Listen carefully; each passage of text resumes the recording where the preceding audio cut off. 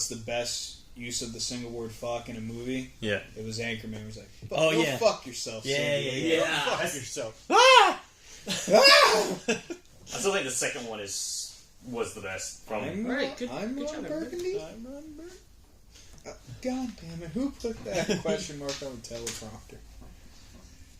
We could do a whole. We should. I might have to move that. You guys could also do like a whole podcast about good sports movies and shit like that too. Oh, we did. Well, we after we did the college player one, we said we were going to do one about movie characters. We could do that today as a short bit with you here. Oh no, dude! I gotta prepare for that. Yeah, that's literally what we all said. Like, no, I did the college one. I didn't want them to prepare for it. I was like, I want you to just go off people that you remember watching play. Yes, but the TV one's going to be a lot harder. Yeah, I get. Off hundreds of thousands of names of athletes that play. There's only a limited amount of movies with people. My light battery's dead.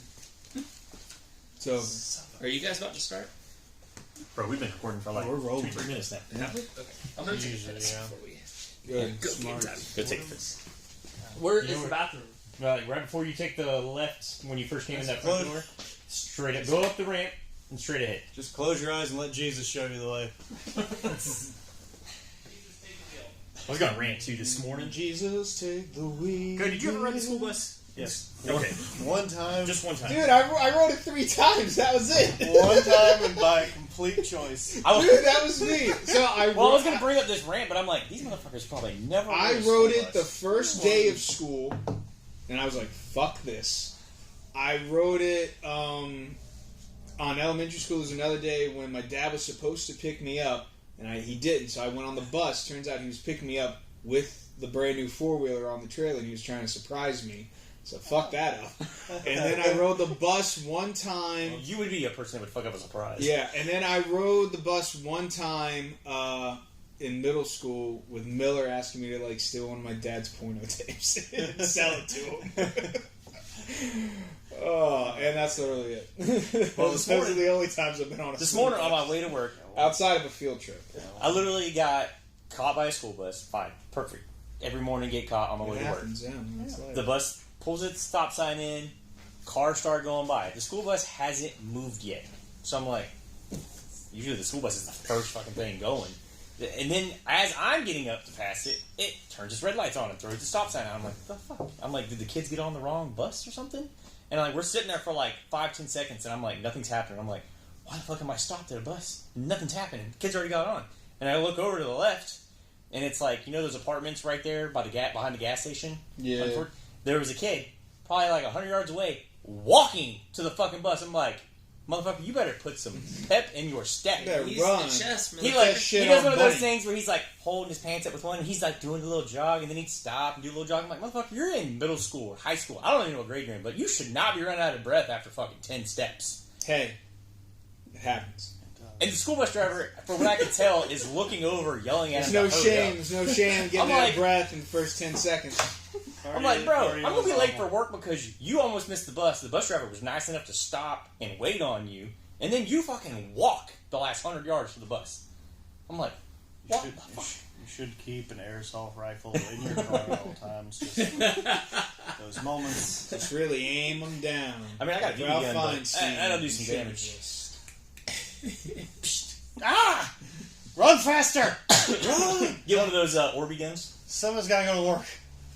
Yeah, I was like, the guy that was behind the bus, I could see his reaction too. He was just like an old guy driving a pickup trying to get to work, and I'm like, this fucking kid just walking. Lay on the horn. I'm like, bro, it's like when you stop and you let people cross the street and they walk. It's like, no, fucking move your ass. I stopped and let you walk across the street. You didn't have a right of way. I want to see knees to chest, motherfucker. Yeah, if you're at a crosswalk, you can walk because it's in the name. Yeah, it's a crosswalk. That's fine. I gotta stop. Alright. Well, I'm gonna introduce Josh. Oh, are we already started? Yeah. Yes, we just kind of go. This is our resident Titans fan. Probably the only Titans fan. The only one we know of. 1,000%. I'm wearing my Vince Young jersey in honor of him. Not Vince Young, in honor of Josh. He's still alive. Lord knows what he's doing. Yeah, I was gonna say, as far as we know, he's still alive. So. He had some dark days, kind of like his playing, but I mean, those dark days were right after he got drafted. So he still won though. I mean, that national championship game though was yeah, we talked about that on one episode. It was still one of the greatest. 06, right? Yeah. 05? 05. Rose Bowl. Reggie Bush behind the back. Lindell White. Fumbling it, pitching it backwards. Just name one of them as random players. Wasn't it Matt Leinart? Yeah. Is he still a quarterback? Matt Leinert's quarterback, Reggie Bush, Lindell White, Thunder and Lightning. One of those. Lindell White went to Tennessee too. To Tennessee. Yeah. Matt Leinart, one of those players that decided to stay for a 5th year and really fucked up his draft status. Yeah, he was a dummy. He should have went in his junior year, got the Heisman, got the championship, and then was like, one more year. And then he dropped to 10th all the way. And they didn't even win the national championship, so he stayed. Like, he didn't win Heisman, he didn't win the Natty. It's like you stayed one more year to what? He cost games, himself millions of dollars. Yeah. I think those guys are just kicking themselves in the butt about the NIL deal nowadays. I mean, how much money would those guys have? Oh, Reggie Bush would. Oh, Reggie Bush set the bar, in California. I mean, he was getting millions already. Imagine if he was allowed to actually do it. Imagine if Leinart had Johnny Manziel's mentality. If he was in Southern Cal, just partying in Southern Cal, his life probably got worse by the pros. I think Leinart still think he can get some of that money because he's doing these Wendy's commercials with Caleb Williams. He's like, I'm on NIL, right? He only snuck in there because Reggie Bush has been doing. He's like, I got a buddy who really needs a job. Can we just get him in here on an episode or two? He was on the Pac-12 network, but that's gone. So now he's just looking for work. I do love the is it Nissan that does the Heisman commercials? Heisman House. Yeah, Heisman House. They need to throw Reggie Bush in for one where he's driving by, but they take his keys or something. That would be hilarious. Right. It's got to be a Super Bowl commercial. He hits the keypad on the. Yeah, and he's like, "Why is my code not working?" It's like, just going. We changed your code. Personally, I would do it where they're all outside playing, doing something, this? and Reggie drives by, and then the gate slowly closes on him, and then he looks down and drives. Be like the kid, or he's the next door neighbor, just looking over the fence at everybody having fun, and he's just living outside. Just hits the. We're giving gold for Super Bowl commercials. That would be hilarious. He's fighting back for it, which I never thought he should have been taken. It didn't change how he played. He shouldn't have. No, shouldn't have way, shape, or form. Now that all the NIL deals are the way they are, it's like, fuck it, give him the trophy, man. He earned it. Well, we were always for that because it's like the NCAA was always making money off these players, and they couldn't get anything for it. So it's like, why can't they make a little bit? You're using technically you're not using their name, but they know who the jersey's for. Yeah, they should get something for it. And then with the NCAA college games, you knew who the players were. They weren't getting anything from that. Right. Yeah, you name me one NCAA board member right now, and I'll give you $100. It can't be done. But you know what? They're reaping the benefits. I do someone mentioned that they were talking about, or someone was pushing for them to have an overall commissioner like the NFL and do away with the NCAA. I was like, let's give one man all the power because it works. Just give it to The Rock. Just give it to Roger Goodell and I'm just do it. Yeah, let Reggie Bush do it. I heard Vince McMahon's free. Yeah, he is. Well, besides all the litigation, I think it would make it worse. He goes from divas to college people. Free is around those college girls, he can definitely turn some heads. They'll be like, Vince, why are you always at the volleyball games? He's like, I'm trying to recruit divas. He's like, you don't even do that anymore. You don't even know why.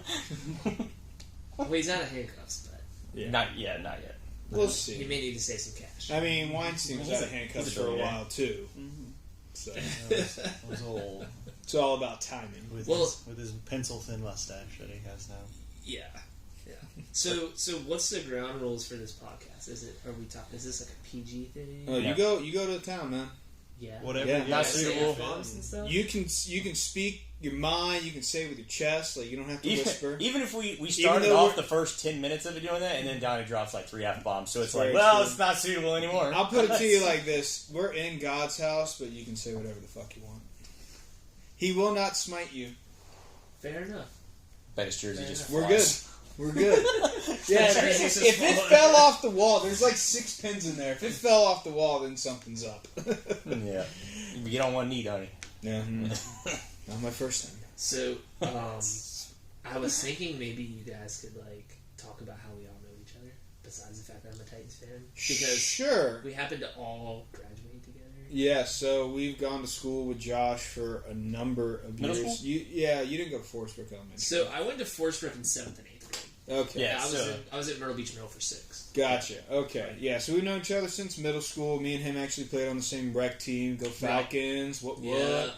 Yeah, old school logo too. Yeah, old school logo. Old Falcons. Yeah, you didn't really care. You were on the Giants, and you That was guys were Pepper over Gettys, 10, right? so- Yeah, I played Pepper Gettys too. Yeah, he was on the Giants. Yeah. Oh, Yeah. My mom forced me and my brother to be put on the same team. You were a what was that program called? Surfside. You were a Surfside I was kid. Surfside kid. Yeah. There were quite a few people that played in that league too, though. Most of them went to St. James. Yeah, I was gonna say there were a few though that we knew A that few bench that runners played with you. Played over there. But yeah, so I've known, and I've known you a lot longer because our dads were both on the fire department together. So we were hitting the beach houses during the summer. oh my god, that was so much fun. Those were the best. But yeah, and then You also, so your family also hosted the most epic Super Bowl ever, which was the Panthers and the Patriots with the Janet yes, Jackson. Oh, we were just talking about that. Me and I was at Stacey your last house. night. So good. Yeah, Stacey it had was- no idea that would even happen. it was terrible because halftime came up. We just went in my room to like play like a game on the computer, and then we just hear oh from inside the living room. And then we're like, what just happened? And they're like, and then they explained it, and I was like, motherfucker. And we didn't have TiVo. There was no TiVo, no rewind. You're just like, you had to wait 2 weeks for the image to come out on the internet, and then you had to look it up. And I didn't was get to just see like, it either. I was at a Super Bowl party at a church, like in the auditorium, like huge. So at halftime, they like turned the game off, and we like did stuff or whatever activities, and they turned it back on, and everybody was talking about it the next day, and I'm like, wait, what happened? I'll put you like this: haven't missed a halftime since. Just in case. Just in case. And then we brought it Remember up those last night. halftime shows after that? How boring they were. It was like YouTube. They had to Yeah. be like, you had to be as The Who. PG No, as possible. no sexy ladies. And then they're And then like, you had Shakira and J-Lo in the same one, and I'm like, please then let they're something like, happen. come Oh my on, God. Lord, We're let's back. make something. We're back. Still. It's crazy. That was a halftime answer or question for us last night. We had to name 4 of the last 5 halftime shows. Okay, yeah. The performers. And name at least one. We completely forgot about the Eminem and Snoop Dogg one like 2 years ago. Dude. That was a good And one. then 2 years ago. the 4 we named were actually, we said Justin Timberlake for our 4th, but he was actually 6 years ago, Right. not 5. The one, and I named the one that 15-year was... anniversary. For Yeah. the Tibbs. Did you guys get We The named... Weeknd? Yeah, we we got did the Rihanna, Weeknd, The Weeknd, and... Adam Levine. we said Adam Levine was Maroon 5. They were just like, well, if you said it's Maroon 5, but you said Adam Levine, we gave it to you. Like, yeah, because that's who Maroon 5 is. Yeah. Right. And then I said, before we turned Literally, it in... the other 4 members of Maroon 5 could be chilling in this room with us, and I would be like, who the hell are you? Adam Should be Adam Levine, Levine in the Maroon 4. That's exactly. If he wanted to go solo and do it like that, you will not hear me Yeah. complain. But anyway, so I named before we turned it in, I was like, I feel like we're missing somebody. I was like, I remember seeing Shakira, but I feel like she was on with one of these other people. And then I was like, I remember J-Lo doing one as well, but I feel like she was also performing with another one. Answer came out and it was like Shakira and J-Lo did the same fucking Super Bowl halftime show. I'm like, well, fuck, we could have put either one of them in place of Justin Timberlake Right. because we were 100% on the other 3. It was JT. I'm like, I know JT did one recently, but I don't know how old it was, and it was actually 6 years ago, not 5. So I'm like, well, we just fucking I love JT. Who was last year? Rihanna. Oh, Remember, she was pregnant. And then you That's found out right. she was pregnant, and and then she's up in that red dress, up like getting hoisted 30 I feet in the air. You're know. like, that's not safe. Yeah. And then the Eminem one, there was like so many people we could have named because it was Eminem, Snoop Dogg, Dr. Mary J. Dre, Blige, 50 Cent. Dr. Dre, and 50 Cent. Kendrick Lamar. And Kendrick Lamar. Kendrick Lamar. Can't forget Kendrick Lamar. I was like, we could have named any of those. I'm like, how did we forget that one? I felt like Kendrick Lamar was kind of an outlier there. Which one was Well, yeah, 'cause that? it wasn't quite- it was What 3 years Super ago. Bowl He's was that a- again? he's Was a new that 56? that was who though? What Super? That was Rams. Kansas City. Yeah. Yeah. Yeah, it was the Rams. I was just chilling that day. I actually watched the Janet Jackson Super Bowl halftime show, and it still took me a minute to be like, To process what happened. was that her boob? Like, I was just sitting there watching it, just at my house, just, wait, was that? Is it- What? What was this with a nuddle there? That's I don't titties. understand. Like everybody knew it was halftime, so everybody was like either in the kitchen or somewhere else. I'm just sitting there going, "There's a boob on the TV." Ma, nobody. Oh, we got Cinemax. There's boobs on the TV now. We're like, what, 11, 12 years old when that happened? 2003? Yeah, 2003. We're 12. Or no, We're in the prime of our youth. You know, we're learning things. But we played golf at Azalea's Sands, and he counted how many pages he had open on his internet. Oh, It was a lot. How many? Over 50% of 300 tabs. It's a lot. You gotta save the... No, he got through. He was like halfway through, and he was counting how many weren't. And I'm like, bro, you should have counted how many were. To be honest, you should have counted how many weren't. I lowballed it. I thought I said like 80, 85, and when it was like 55%, I was like, that's reasonable then. I have 17. 17 tabs open? No. That's child's Internet, yeah. Yeah, I got... There's a little star. It's like the favorite button. You can like go back. I probably could do that, or I can just keep them. And then when I'm scrolling, I can be like... That was like that night we had dinner at his house, and I was making fun of I was like, iPhone users don't close their apps out; they just leave them open forever. And they were all like, "Nah." Donnie's like, "Nah, I'm pretty sure I don't have that many." I don't even remember what you say. What'd you say? Like 30? The over under I think was like 30. And I was like, the top guess was like 50. Yeah, that was mine because I was like way over. I was like, I'm talking gonna go about like these. Yeah, we're talking about those. Or are you talking about like how many internet tabs you have? No. We're talking the first one about, we're talking about internet tabs. This one was I go to here to his apps. So like if I do that, I'm talking all that. Oh my god, dude, he had over 100 open. Although, hey, we can. Your phone's not even working right now. I see it. It's like trying to catch up. I can count it real quick during the break and see what's up. Dude, he counted it at dinner though, and he got to over 100. And I'm like, we're still going. I mean, I can easily close it all out and see right now. And he probably opened all back up, and it's been since that dinner. We had dinner what, like a month and a half ago? Maybe 2 months ago. But yeah, I got to 100. I'm feeling anxious right now just looking at that. He's like. Yeah, because like you had to do long. You had 5 swipes. Because anytime with me, like anytime an iPhone user gets done with my phone, I always grab it and I open it. I'm like, oh, you didn't close any of the tabs you left open. Right. They're like, what do you mean? And I'm like, you hit this close all, and it closes all out. That means it's not using anything. No data. Yeah, so do we even have a close all on iPhone? No. I think you have to. You gotta just do it. Yeah.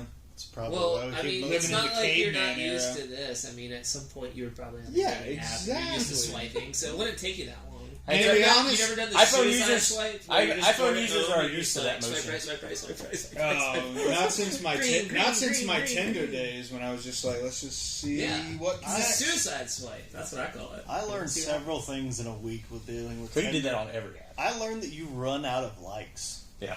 Like they limited it now, yeah. Back in the day, you could just 7 or 8 days in a row. I feel like right before when I was still single, the one of them you did run out. I think Hinge. You had 7. Yeah. You had 7. So you had to make them count. You're like, but what's after you? There could be something better. No, Bumble you ran out more than you ran out of people. Bumble you ran out of people. Yeah, Bumble you ran out of people. Because I ran out of people. I ran out of people on all 3 of them. But I ran out of people. They would be like, we don't have anybody near. We're out. That's it. Your miles are all the way up. Your age is all the way up. And unfortunately, there's no one else for you. Change your age. Change your parameters. That's what I like about Grindr or something. Yeah, just keep going. Yeah. You don't even have to swipe with your finger. Just stand above the table and just give it a whole pelvic thrust. Just swipe. I'm sure there's a few guys on there where it's like, just keep going. You're not even close to the bottom yet, buddy. Mm-hmm. The plethora. Just that's a solid pun for the gay app. You're not even close to the bottom. That's trademark, by the way. There's so much more. Comes back at it. Pay us, Grindr, Dana. It's TN, so... I would not be opposed to them being sponsored because that's money, but it's like... Don't get me wrong, like, is it going to be weird receiving a Grindr check in the mail every month? To be fair, though... You got to explain, but every time... Based on the demographics for Grindr, you guys would fit right into what they're looking for. Oh, yeah. Bears. Yeah. Someone said that at work the other day. They were like... Because Peter, the old guy at East Workers, he was gay, and I was like, he's a big hairy guy, and I'm like, I bet you like bears, don't you? And he looked at me, he's like... What the hell do you know what a bear is? I'm like, just because I'm straight doesn't mean I live under a fucking rock. Right. I'll tell you what, I went to... I'm like, I know what a bear is. He's like, what is it? And I'm like, big hairy guy? He's like, oh, I don't think you do know. And I'm like... Well, I went to St. George's one time with Emily and a couple other people. Oh, St. George's. Yeah. Well, it was She tried to get both of us to go, and she's like, you guys would get free drinks. And I'm like, that's not really the issue. I'll tell you they what. Have pool tables. Yeah, I did. I played pool, and I had like 5 or 6 drinks sent over to me. I'll tell you what. No complaints. I was about to say, if you're okay with it, like, that's a pretty good confidence. I mean, I didn't care. I felt so good about myself, and I mean, I wasn't really dressed to the nines or anything like that, you know. And I was just like, hey, I appreciate it. Well, straight, but at St. George's, they don't care what you're wearing because they're hoping you're not going to be wearing anything. Right. That place is not known for being clean. And welcome to Between Downs. Yeah. Sponsored by Grinder, close to the bottom. All right, well, I guess we should probably get into this now. Yeah, so we're going to start off with Josh being here with us. We're going to talk about the Titans, of course. Big changes. Big off-season so far. Yeah, like, how do you feel? We'll start off with the big one. How do you feel about Vrabel getting fired?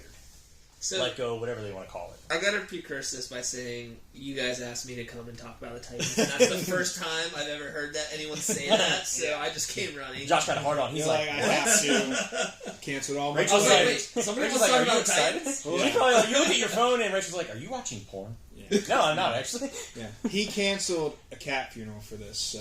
Right. Right. I mean, his fish had to walk itself down the aisle. I'm coming. so we're a pretty small fan base. You know, there's not a lot of Titans fans. I wanted to talk to James later in the podcast about I was actually at the Monday Night Football Dolphins game. That was incredible. But I was probably one of maybe 47 Titans fans in the whole thing. And I don't know how many they seat, 60,000 or something, but there was not a lot. Yeah, it's not a huge stadium, but it hurts because you're meshed around a whole bunch of other teams. You got the Chicago teams, you got Green Bay and Wisconsin, you got Indy and Indianapolis, and then underneath. So it's like, I mean, I don't know why Kentucky doesn't jump on it too much, but. Well, I mean, on top of that, you also have a fan base that was, the franchise was in Houston. Yeah. And then now they have a team there. So a lot of the Houston fans are... And they actually have something to cheer for now. Yeah, and they're a good team. Yeah. So... Plus, you guys are in a pretty tough division. Mainly just because of Kansas City. This year has been tough. Yeah. I mean, every other year it's been our division to run, and everyone's been, under 500 for the most part. Besides the Colts have been up and down. But. Yeah, once Luck was out of there and T. Lawrence hasn't really been what he's needed to be, it's kind of just like whoever wants it, come after it. Yeah, Trevor's been a pretty down since year 2 was okay for him. Or, no, I guess it was his rookie year, he did okay, but he hasn't lived up to the hype. He hasn't lived up to being the number one overall, the next. He showed glimpses of it. He showed glimpses of it in quite a few games, but overall, I think this year was just an odd year with him being injured but still playing, because he was definitely injured those last. I think he played through a lot of injuries, and he's going to have a big comeback next year. Yeah. I think this year was definitely not lighter. Well, then getting a decent draft pick doesn't hurt him. We'll see. But yeah, so back to the firing of Vrabel. Yeah. I guess I didn't really see it coming at all. But then you start hearing the murmurs, because they don't know what's going on with Bill. And then when Vrabel got into the Patriots Ring of Honor, and he had his red jacket, he was just like, yeah, I could see myself coming back and coaching. Then suddenly it was like, hold the phone, what we got going on here? And I know he had a down year the past 2 years, but they're still trying to figure it out. They were trying to find a replacement for Tannehill, dealing with what's going to happen with Derrick Henry, before D-Hop got there, having no receivers that no one on paper could really name. Right. So it's like, you got to give the guy a little credit, though. I mean, he went to an AFC championship, 3 years prior. And, 2020. It's nothing to sniff at, so. Yeah. I mean, I think, speaking for all Titans fans, everybody loves Vrabel. Mm-hmm. I think behind the scenes there's a lot of stuff going on. I don't know if you guys listened to the podcast Bussin' with the Boys. Yeah, Taylor Lewan and Will Compton. Yeah, I've seen some clips and stuff of it, yeah. So they've had Mike Vrabel on a lot, and they are huge fans of Vrabel. Even though that I think Will Compton was actually released or cut by Vrabel. Yeah. He was, and they had to part ways with Taylor Lewan. He was just too injured. So, it really hurt. I was at my office and I looked at my phone and I was like, oh, wow, we fired Vrabel. I did not expect that. So that was my immediate reaction. That's basically the way I felt when I saw Fangio, but I wasn't upset. I'm like, right. Didn't expect it, but it's fine. But it was different for you. I mean, it's like, yeah, nobody expected it, and I don't think anybody really wanted it. I don't think there was any Tennessee fans that. Well, the main issue that was going on was that I know him in the front office had some issues. He didn't like the GM that they brought in. He didn't really get a say in that. And, the guys that get to make the ultimate decision, if they want to go a new way, which you're letting Derrick Henry go, bring Will Levis in, you're kind of moving on from the old regime. That's going to include the coach. So they want to bring a guy in that they like, and And the rumblings that I have heard is initially the thought was the GM and Vrabel weren't getting along, but from what I've heard, it may be an ownership disagreement, and I think there was some kind of ill feelings about the whole Patriots Ring of Honor thing and not really liking how that went. And then I think it was just kind of a time like, hey, we got a new GM, John Robinson's gone, we got Raymond Carthon in from San Francisco, it's time to move on. On top of that, over the last 24 games, Vrabel had went 6-18. Yeah, his record the past 2 years was not that great. So it's like they were like, if we're going to do it, this would be the time to do it. We can be kind of justified in the matter. On top of that, besides the Jaguars win at the very last game of the season, we were 0-5 in the division. Trust me, no one was more happy than me. I was pulling for these guys all day that game. Right. It's those type of games as a Titans fan that you see the team rally around their head coach, and in every broadcast you see, in every game that you watch, you go, hey, this team is molded into I don't know what the word I'm looking for here is, but basically the team is molded and they fit the mentality of the coach. Yeah, usually. He brought in a culture of he's a player's coach. He's going to make it like team oriented, right? But he's not going to be a drill sergeant like how he had in New England, right? And they're hard nosed. They play hard for the coach. They play every down. Yeah. And so it was really fun to have the team mirrored in Vrabel's image, because that's also how Vrabel played as a Patriot. Yeah. So, and I'll tell you what, from the looks of watching all the games, I didn't really see a lot of prima donna type stuff, like selfish stuff. Like Steelers, we had our own little stuff with our wide receivers not wanting to block. They're like, "Where's my catches? Where's my ball?" Right. And everyone else, other teams got it, but you never really heard about it from the Titans. So it's like, as a team collective, they were definitely team oriented. They got behind Will Levis when he got the nod, and of course he got hurt a little bit, so he was dealing with stuff himself. I'm sure they'll fix that in the draft. We'll talk about that in a second. But the Braves firing it was one of the more surprising moves. But now they got the new guy, Brian Callahan. Yeah, Brian Callahan, Bengals OC. Yeah. So I think as a fan base, we're still kind of mourning the Vrabel loss, because you got to think, back when we had, Jeff George? Jeff Fisher. Jeff Fisher. I don't know why I blanked on that. So Jeff Fisher. You're going Eddie George or Jeff Fisher? Eddie George and Jeff Fisher. Yeah. So back when we had Jeff Fisher, after Jeff Fisher, there was like a good 8 or 9 years where we were just a mediocre football team, didn't make the playoffs at all. Yeah. Then you have Vrabel come in, we go 9-7, we miss the playoffs barely. Then we make it the next year, and then we had a good 5-year run besides these last 2 years. So, I mean, you have that big gap of we had a Ken Wisenhunt for a little bit. He was like a interim coach. Yeah, sure. We had the Mike Munchak, Malarkey. Dick LeBeau was running the defense. Dick LeBeau was pretty much. They just grabbed any Steeler and they're like, "Come over to Tennessee."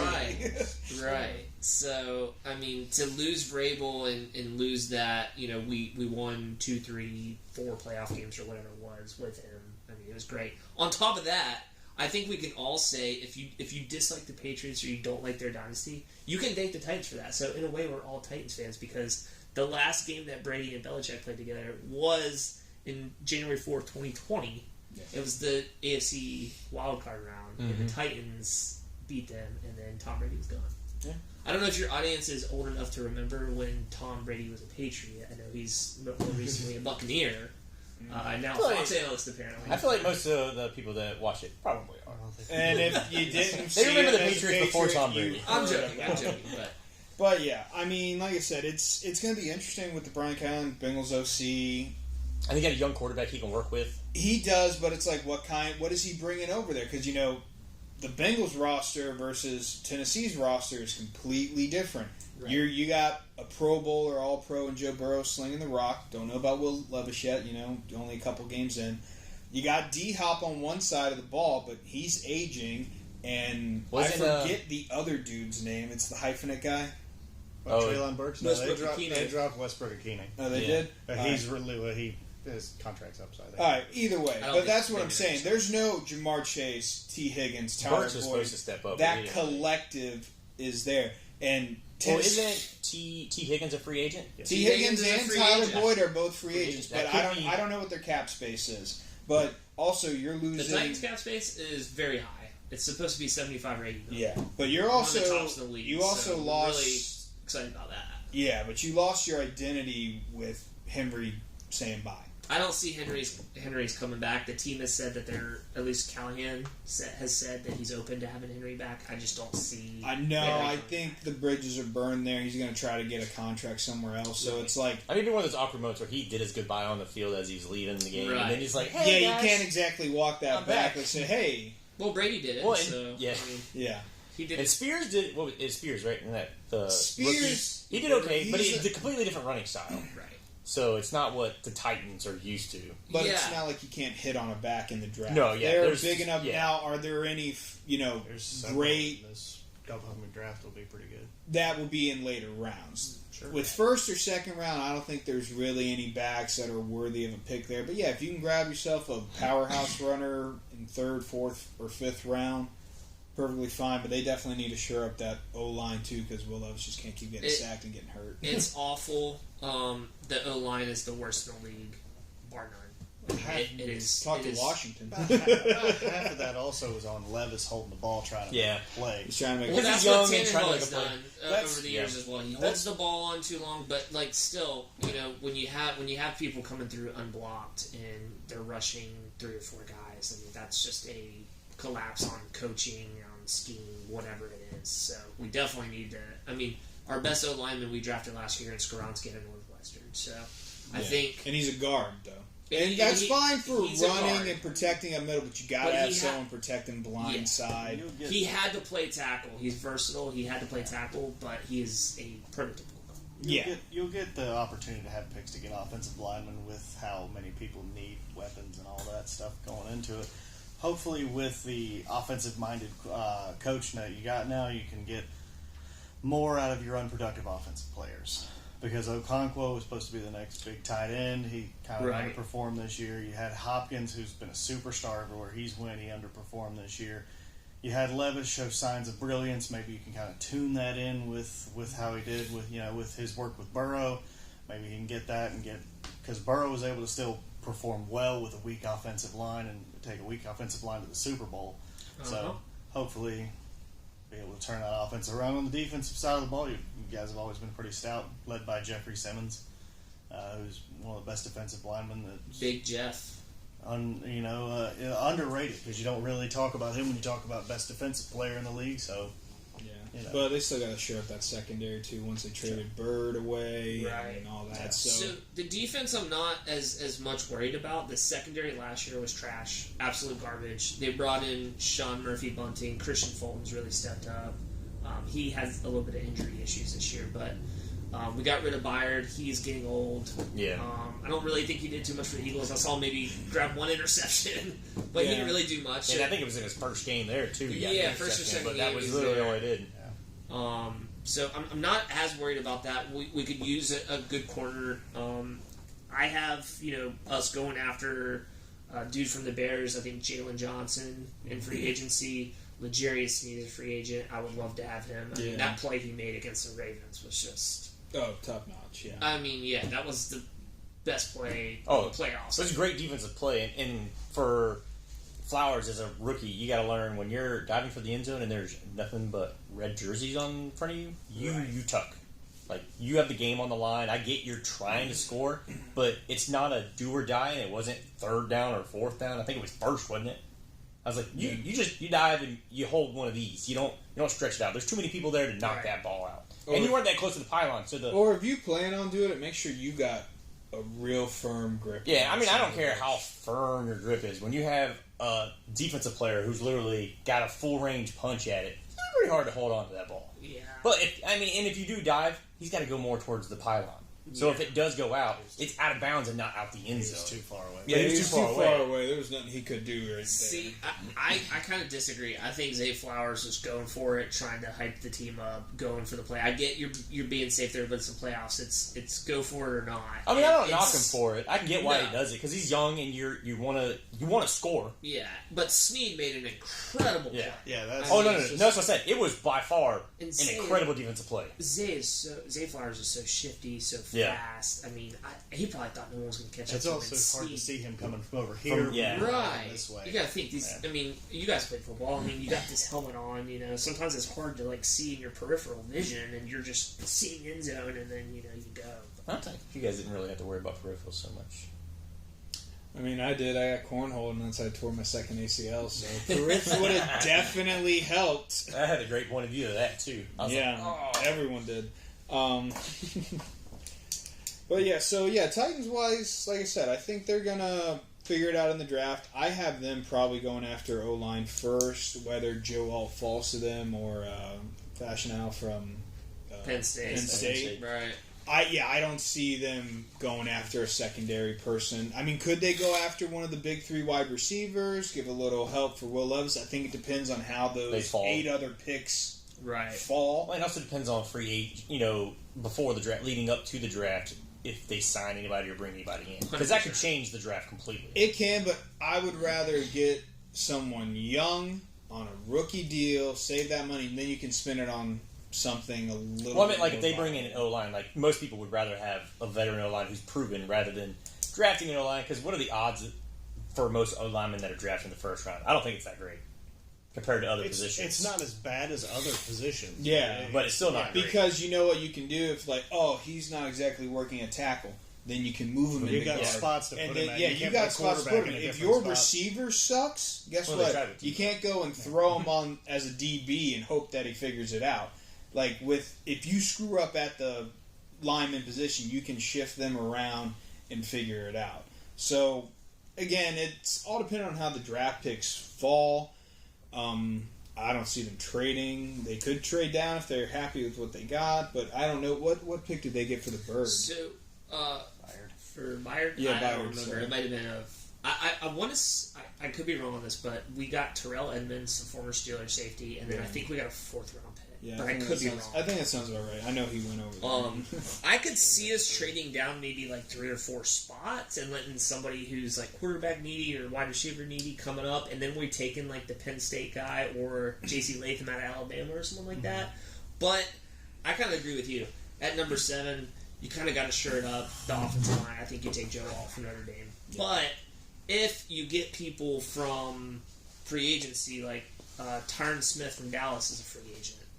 Obviously, he's getting older. He has had some injury issues, but you got a couple guys from the Patriots that are leaving.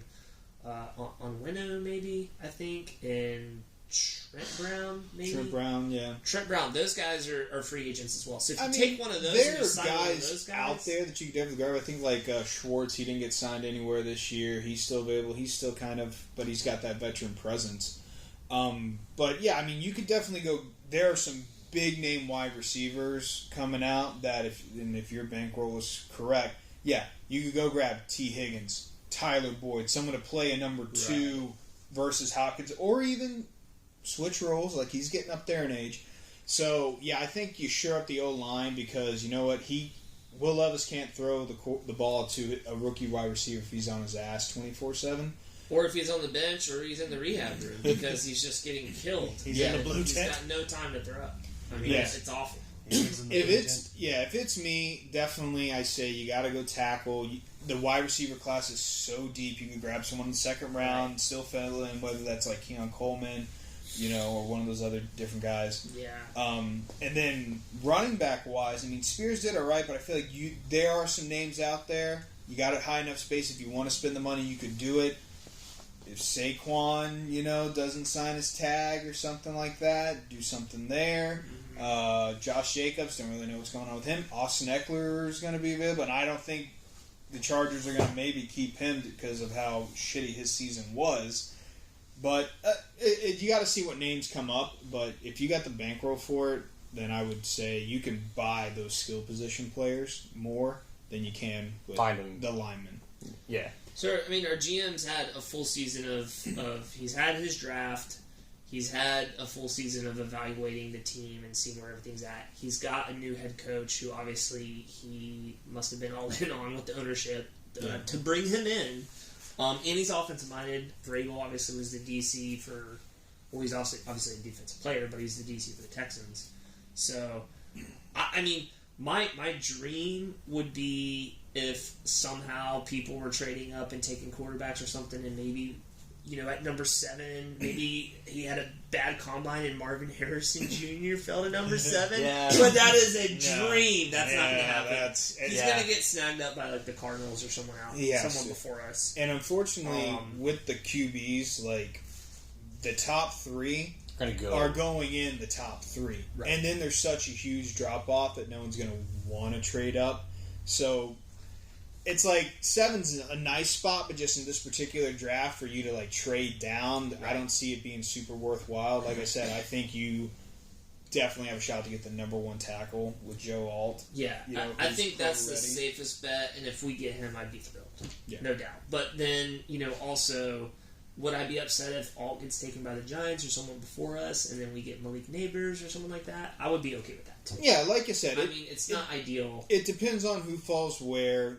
And you also don't know what the Bears are going to do. Are they going to keep Justin Fields, trade down, or are they going to take Caleb Williams? My heart believes they should just take Caleb Williams, but that's for a different episode. Right. But yeah, I think the Titans they're in a good place. It depends on what kind of offense Callahan wants to run. If he's going to try to do something similar to Cincinnati, then you're going to need more wide receivers. You're going to put it more on Will Levis's arm than the ground game, which is a completely different aspect of what they've been used to. With Spears, he's a very similar running back. He's a passing game running back, so it fits that scheme that Cincinnati already runs with Mixon. Spears is going to be similar. He's that pass receiving back. He can still run it, between the tackles if he needs to. We've seen that a couple times. So it's just adding more receivers, not necessarily big names, but have depth. Because that's one thing with Cincinnati is they have depth. So when Chase went down, they had plenty of people who could step. Well, that's the thing. 2 of their wide receivers, Higgins and Boyd, are going to be free agents. So I can see him definitely pulling one of them along. I've always loved Tyler Boyd. Obviously, he hasn't gotten as much love in Cincinnati when you got a T. Higgins and you got a Jamar Chase in front of him. Yeah, you got to hope so. And then you have Joe Mixon and Ryan Crazy some games. So, I totally get that. But I would love to have Tyler Boyd. I think he's a great... he's great in the slot when he's put there and good at catching the ball there. But we definitely are going to need a receiver in free agency or in the draft that's going to be dynamic. I mean, Treylon Burks has just not performed. He's not set but up. I will say he has been injured a lot. Yeah. I think a lot of that injury history he's had has kind of been from him trying to make these spectacular catches and then falling on his head. Yeah. Or falling on his shoulder, or I'd say this year I think it was an hurting ankle his or back, something, hurting his ankle. I mean, he tries to make these spectacular catches. Super talented, super athletic. If Brian Callahan can scheme the offense for him to actually get the ball in his hand, and he's running these little short slant routes or getting him in these little screen passes and letting him run. And it'll help having a full offseason with Levis at the helm. Right. Because him coming in, he came in, week? It's like 7? Something like that. Yeah, so it's like you get him a full offseason, spring training with Will Levis being the number 1 guy. That definitely helps. Knowing who you're going to have. Now, saying he's going to be it, I would think going into the offseason that Will Levis is going to be the guy. I think with what we saw. To be. So I think that definitely helps the offense. And I think Spears kind of, with Henry not coming back, I think Spears pretty much solidified that. Now, if they get a power back, sure. I could see us getting maybe a veteran free agency. I'd love to see somebody like a Dalvin Cook. I mean, Dalvin Cook, but a power back to kind of complement what Tajay Spears can't do on these short line things. Like maybe like a Samaje Perine or something. I don't know if he's a free agent. Foreman's going to be a free agent. Foreman, Foreman's already been there and done. A big guy. He stepped up when Henry was I was kind of sad that we let him go, but we did draft Spears, and I've been thrilled with him. And Foreman played solid for Chicago. He always plays solid. Yeah, he always plays solid. He played great in Carolina. He's gonna be a free agent though. Bring him back to Tennessee. He could fill that role and play what he was there for to begin with. Where when Henry went out, y'all still had the same run style. Right. Yeah, I mean, I think as a whole, we're upset. Like I said, we're still mourning Vrabel. We've moved on. We're with Callahan. If they would have hired a defensive-minded coach, I would have been a little upset because the game is just transitioning to hiring these young offensive coordinators, offensive-minded coaches. These Ben Johnsons, Brian Callahan, Sean McVay. Another thing, actually, that you guys probably don't remember is Matt LaFleur was the OC for the Titans before he went to the Packers. Yeah. And we didn't hire him. I mean, Vrabel was there. I think it was Vrabel's first, maybe his second year. But Matt LaFleur was there 1 year, and then he went and he got a head coaching job. Offense was great that year. Well, same with Arthur Smith. Smith, the next year, 2 years, 19 and 20, offensive coordinator for Titans. He got a head coaching job. Lost that head coaching job. And then lost the head coaching job. So probably won't get another head coaching job. Yeah. Got to bring it back as an OC. But no, they are. But I mean, I'm really kind of stoked on Brian Callahan. I kind of wanted a Ben Johnson. Obviously, the wish list top of there would have been Jim Harbaugh. I don't think he ever even considered Nashville. I think he only considered the Chargers. Maybe Atlanta. When you do watch that episode, I think it was 2 episodes ago. We pretty much called Harbaugh going to Chargers. It was without a doubt that he was going to end up there. Right. The one that shocked us was Belichick not going to Atlanta. That one was kind of. He hasn't been anywhere. I mean, I think they said he did one interview with him. He did 2 interviews with Atlanta, and I think he had a small talk with the Seahawks. But no one's really wanting him, and I think it's like you said, you're dealing with age, and it's like I think he wants a lot of control, and a lot of teams aren't willing. Well, he wants a lot of control too, but it's like if you're doing that, you're doing it for 3 to 5 years max, and then it's like then what? You know, because I feel like once he passes Shula, if he's not in a position to win a Super Bowl or even contend for one, he's going to call it quits himself. And it's like, do you really want to rebuild your entire front office in 3 to 4 years when he's done and calls it quits, or go with someone younger who knows how the game is more, who's more player friendly? Because that seems to be because Bill's not going to adapt. He's going to do the way he wants to do it because he's got the hardware to prove it, but times have changed. I think there's the Vrabel head coaching style and the Belichick head coaching style. These, hard-nosed, practice hard, balls to the wall, give me everything you got. It's easy to rally around as a team, but I think it is not for the Belichick coaching style is just not for today's game anymore. It's the way kids are coddled too, Right. Because now these college kids, if they don't like what they're seeing or if they're not playing, they're like, well, I'm going to go to the transfer portal and go to somewhere where I can. And like Caleb Williams, when he was like, I don't want to go to the Bears. So if they draft me, then I'm just not going to play. Basically is what he was saying. It's like, look, dude, you're going to be a first-round draft pick, maybe number 1 overall. You fucking play where you go. Right. Yeah, you don't get to choose. Although in the past it has been seen that way. But also, I mean, the Bears, they could, draft him, and if he's like, well, I don't want to play, it's like, cool, you can sit. Guess what? We still own you for 5 years. The clock starts once you step foot on the field. You don't want to step foot on the field and not do anything. That's perfectly fine. We'll still hold your rights. Yeah. And guess what happens? Well, not really. What? Because if he doesn't come to an agreement on his rookie deal, he sits out the entire year, goes back in the draft process the next year. I thought it was if they draft him, they have his draft rights, kind of like basketball, even if you don't sign. For the year. So you can sign him. You can sign him for the entire year, but if you don't sign him by the end of the year, I believe that he goes back into the draft pool. Well, we'll have to look more into that. But that's we'll take interesting. I didn't think about that. A little break. Yeah, we'll take a little break, and then we'll talk about the recent AFC NFC Championship games. A lot to unpack there. And Taylor Swift. Yeah. If I'm a GM and I look through Drake May's Twitter history and he says something even like half as cool as I like to kiss titties, I'm fucking drafting him. I'm trading up to draft him. I gotta have this guy. I think it'll be a shuffle. I think you'll see the first 3 to 5 picks just shuffle around. Just people trying to get either Caleb Williams or Drake May or Jaden Daniels. Well, like I said, the Bears, I think. Well, the Bears are going to be the ones if anybody They tosses. decide. Yeah, if anybody tosses a wrinkle in it, it's going to be the Bears, I think. Well, wrinkle in the donut. My thing is, I would rather, if you believe Justin Fields is your guy, that's perfectly fine, and you'll have him for 2 years on an okay deal, but then you eventually got to give him the money. And then you got to sign all these other players that you drafted too. Yeah. You reset the clock with Caleb Williams, and then you still keep your number 9 pick, and then you can grab a lineman or a receiver to help out, and just start fresh. And then you trade Justin Fields, and maybe you get like a second round. Because there are teams that wouldn't mind Justin Fields at the quarterback spot who aren't high enough in the draft to go get one of these top 3 dudes. Or if you stick with Justin Fields, you could play the Arch Manning sweepstakes.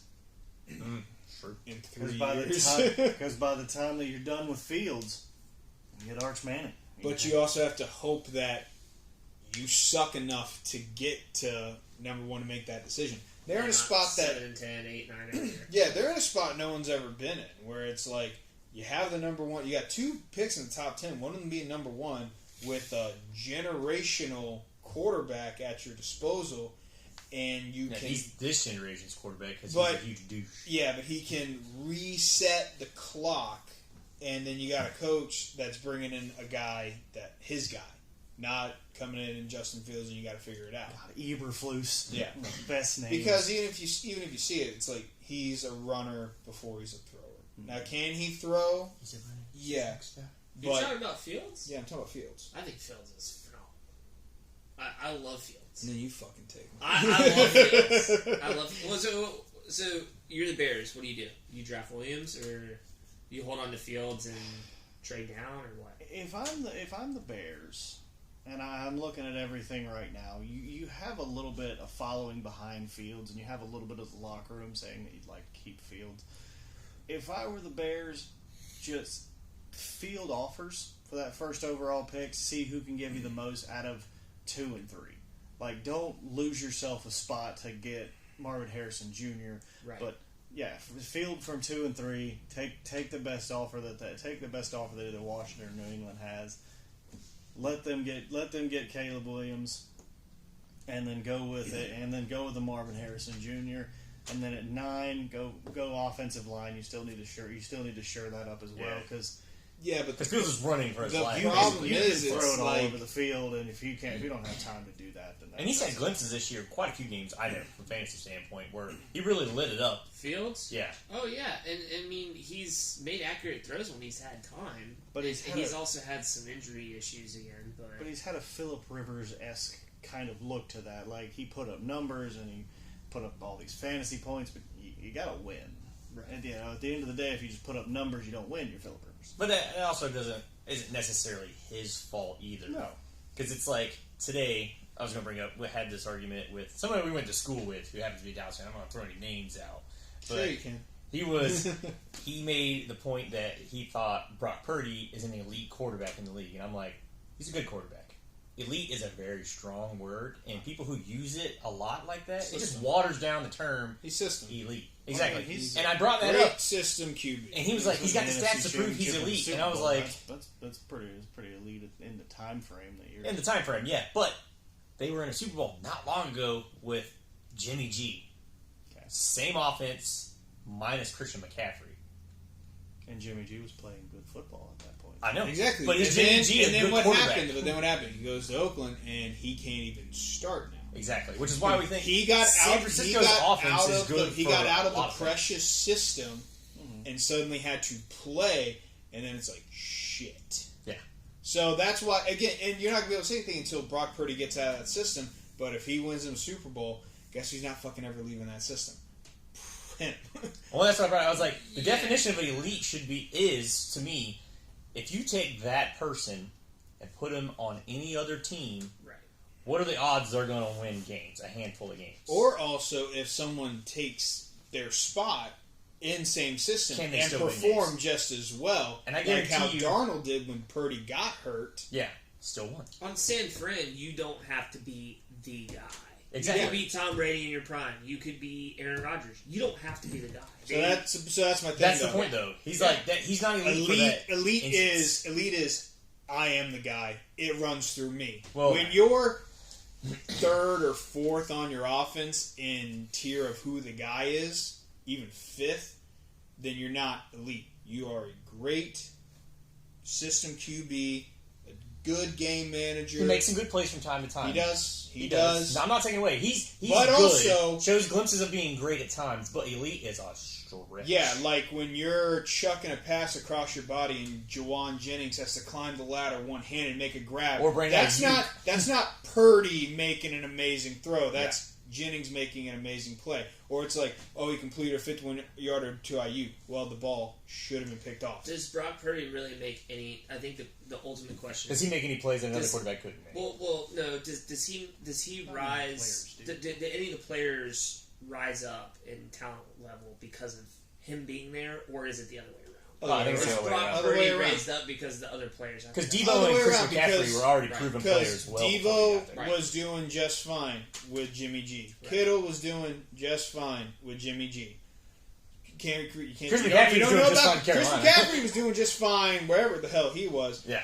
Did Ayuk have a better year? For sure. Yeah. But also, he kind of had to step up because Devo was hurt all the time. Devo was hurt, yeah. So it was like, I don't see the bar being raised because of Purdy. Now, it's easy to say when you got fucking Josh Johnson coming off of the bench to play an NFC Championship game and they get their ass beat. It's like, yeah, he's not a good QB. But if you had a guy that was, like a veteran that was coming in like backup-wise, knew the system well, and could continue on that, I think it's still fine.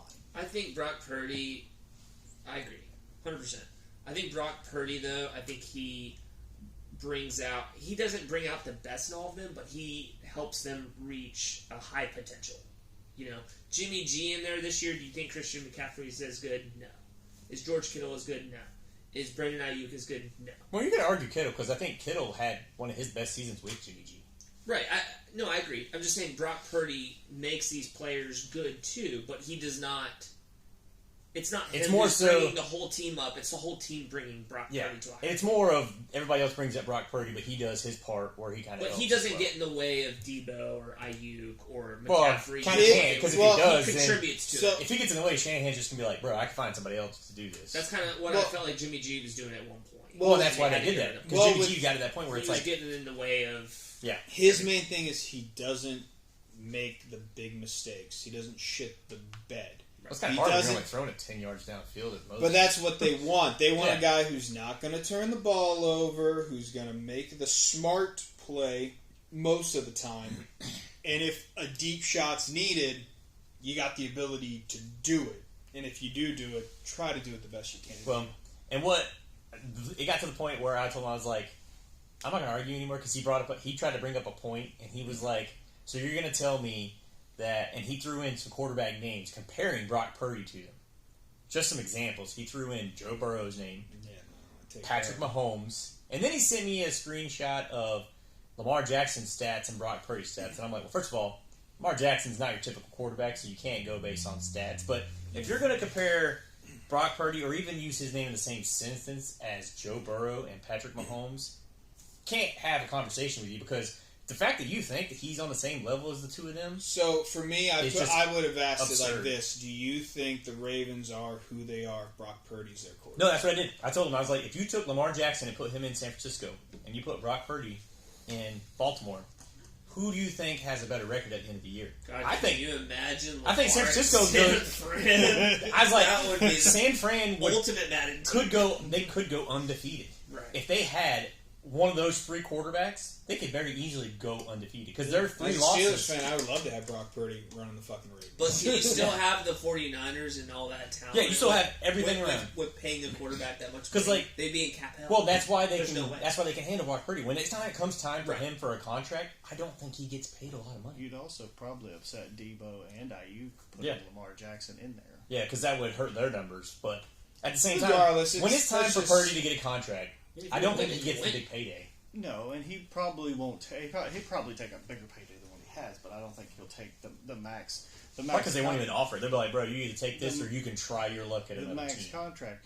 But yeah, he would definitely still grab a decent deal. Because he'll get paid, he won all these games and he threw for all these yards. It's like, yeah, but who did he have? Who was he throwing the ball to? Well, and then he tried saying, he's like, well, look what he's done in his first 2 years. And I was like, you do realize that Jimmy G, who's terrible, not even starting in the NFL right now, also took the same team with less talent, because Chris McCaffrey wasn't there, to 2 NFC championship games back-to-back and a Super Bowl. The same thing that Brock Purdy's doing right now. I was like, it all comes down to the defense, because against Detroit, if that defense doesn't change and stop Detroit in the second half, because they got ran all over in the first half. Now, it was probably a little bit more of Detroit getting away from the game plan than it was San Francisco's defense stepping up. 1,000%. But if the defense doesn't step up and stop Detroit, or if they don't go for it on fourth, Brock Purdy doesn't win them that game. I was like, they were down by 17, and Dan Campbell cost them that game. It wasn't Brock Purdy winning the game. It was Dan Campbell going for it on fourth twice. Don't get me wrong, they had to go down and score the points to catch back up, and he made some plays with his legs. He did make a couple of throws that were okay, but then it's like, well, you got the Ayuk catch, That wasn't him. That ball should have been picked. But then he also, he pierced 2 defenders and Ayuk caught that touchdown. That was a great throw. But to be honest, like but that was a beautiful route. That was an amazing route. He still had to make the throw. He still had to make the throw, but that window wasn't as tight as people like to think it is. Yeah, the defender came over late. Those windows get tighter when you're in the NFC Championship game. They are, but he was pretty wide open. To be honest, Purdy was late making that throw. Let me ask you this. He should have had that ball right on his break and not sit there and had to jump up in the air for it. Would you take Brock Purdy on the Steelers? You'd like to have Brock Purdy right now, wouldn't you? To be honest, if Shanahan comes with him to bring that offense, no. Sure. But if you're talking with our offensive game plan... Well, if you're putting him... if he's talking about Trubisky, just switching out Rudolph, for the quarterbacks that you have, it doesn't matter what quarterback you put in that offense. Who do you want? You got to have... There's got to be more. Purdy doesn't have what it takes to put Pittsburgh's offense over the top. Yeah, if Purdy was in Arthur Smith offense, if Purdy was on the Steelers, do they make do they win? Do they have a winning record? Yeah, because Tomlin does it all the time. Do they make the playoffs? Yeah. Do they win their playoff game against Buffalo? No. But if you were putting together a team like you for Pittsburgh, I agree. You could probably name 5, maybe 10 quarterbacks in the league that you would take over Brock Purdy. I can name 10 easily. That right there shows that he's not elite. You can name 10 quarterbacks right now that you would take over. Just like, hold on, wait. How long ago was it when Josh said we couldn't name 10 quarterbacks that were better than Ryan Tannehill? And we named like 15. Tannehill came off a career year. Okay? Josh was like, really high on that trade. He was like, what do you mean? Also, when A.J. Brown got traded to the Eagles, I was also on the soapbox of A.J. Brown is the receiver you would want on your team over Tyreek Hill, and I ate those words the year after. But this past year, Tyreek Hill just went insane. But as a prototypical wide receiver, A.J. Brown, the way he's built, I think of him as like they're two different types of wide receivers, which is changing. The game's changed entirely about that. There's 2 types of wide receivers. You're either the big target that makes the big catches, and strong, or you're the small, speedy, fast, shifty guy that makes all the moves and makes the big plays. Where you could take a slant or you're 80 yards. DK Metcalf. Yeah. But this past year, the way Tyreek Hill played, even though A.J. Brown had a career year, Tyreek Hill is just starting up and playing it. The guy is amazing. It does help when you're in an offense that's just like we're fucking shucking it. He's just incredible. And it only comes down like for us. If we can fix the O-line, it'll change a lot of things. Because people could say, you just need depth. You need your O-line. Hunt's gone. Connor Williams is gone. Yeah. I mean, they're free agents. Sign either of them? Are you signing them? If anybody, Williams probably. Right. But I still don't see that. Did he just get hurt too? Yeah, he got hurt in the Titans game. He got hurt. I think it was before the Titans game. I don't think he was there for that. It was during the Titans game. Is that the center? Yeah. Yeah. He got hurt originally in Kansas City, which is why the bad snap happened to begin with. Because we had in the Titans game was when they took him out and he didn't come back. Yeah. Because he was on and off with injuries all year. Right. But so center's been our issue most season because when you're putting a tackle in at center, what do you expect center? Do you remember the Titans game though? against the Dolphins. Do you remember the Titans? Do you remember the Titans? Do I remember the Titans? Yeah. That was a comeback. Is football fun? That was a Disney-style comeback, yeah. No, I loved it. But hey, before we move on, though, I thought you were going to name 10 quarterbacks. You would pick over Brock Purdy. I don't think you can. Oh, you don't think we can? You can get your average. You can get your of courses out of the way. Your Patrick Mahomes, your Josh Allen. Well, 3 in my division alone, I would take over Brock Purdy. Aaron Rodgers? Yeah, Aaron Rodgers, Josh Allen, Tua. I would take all 3 of those over. C.J. Stroud. Hold on. As a rookie. Mahomes, Allen, Rodgers, Tua. Burrow.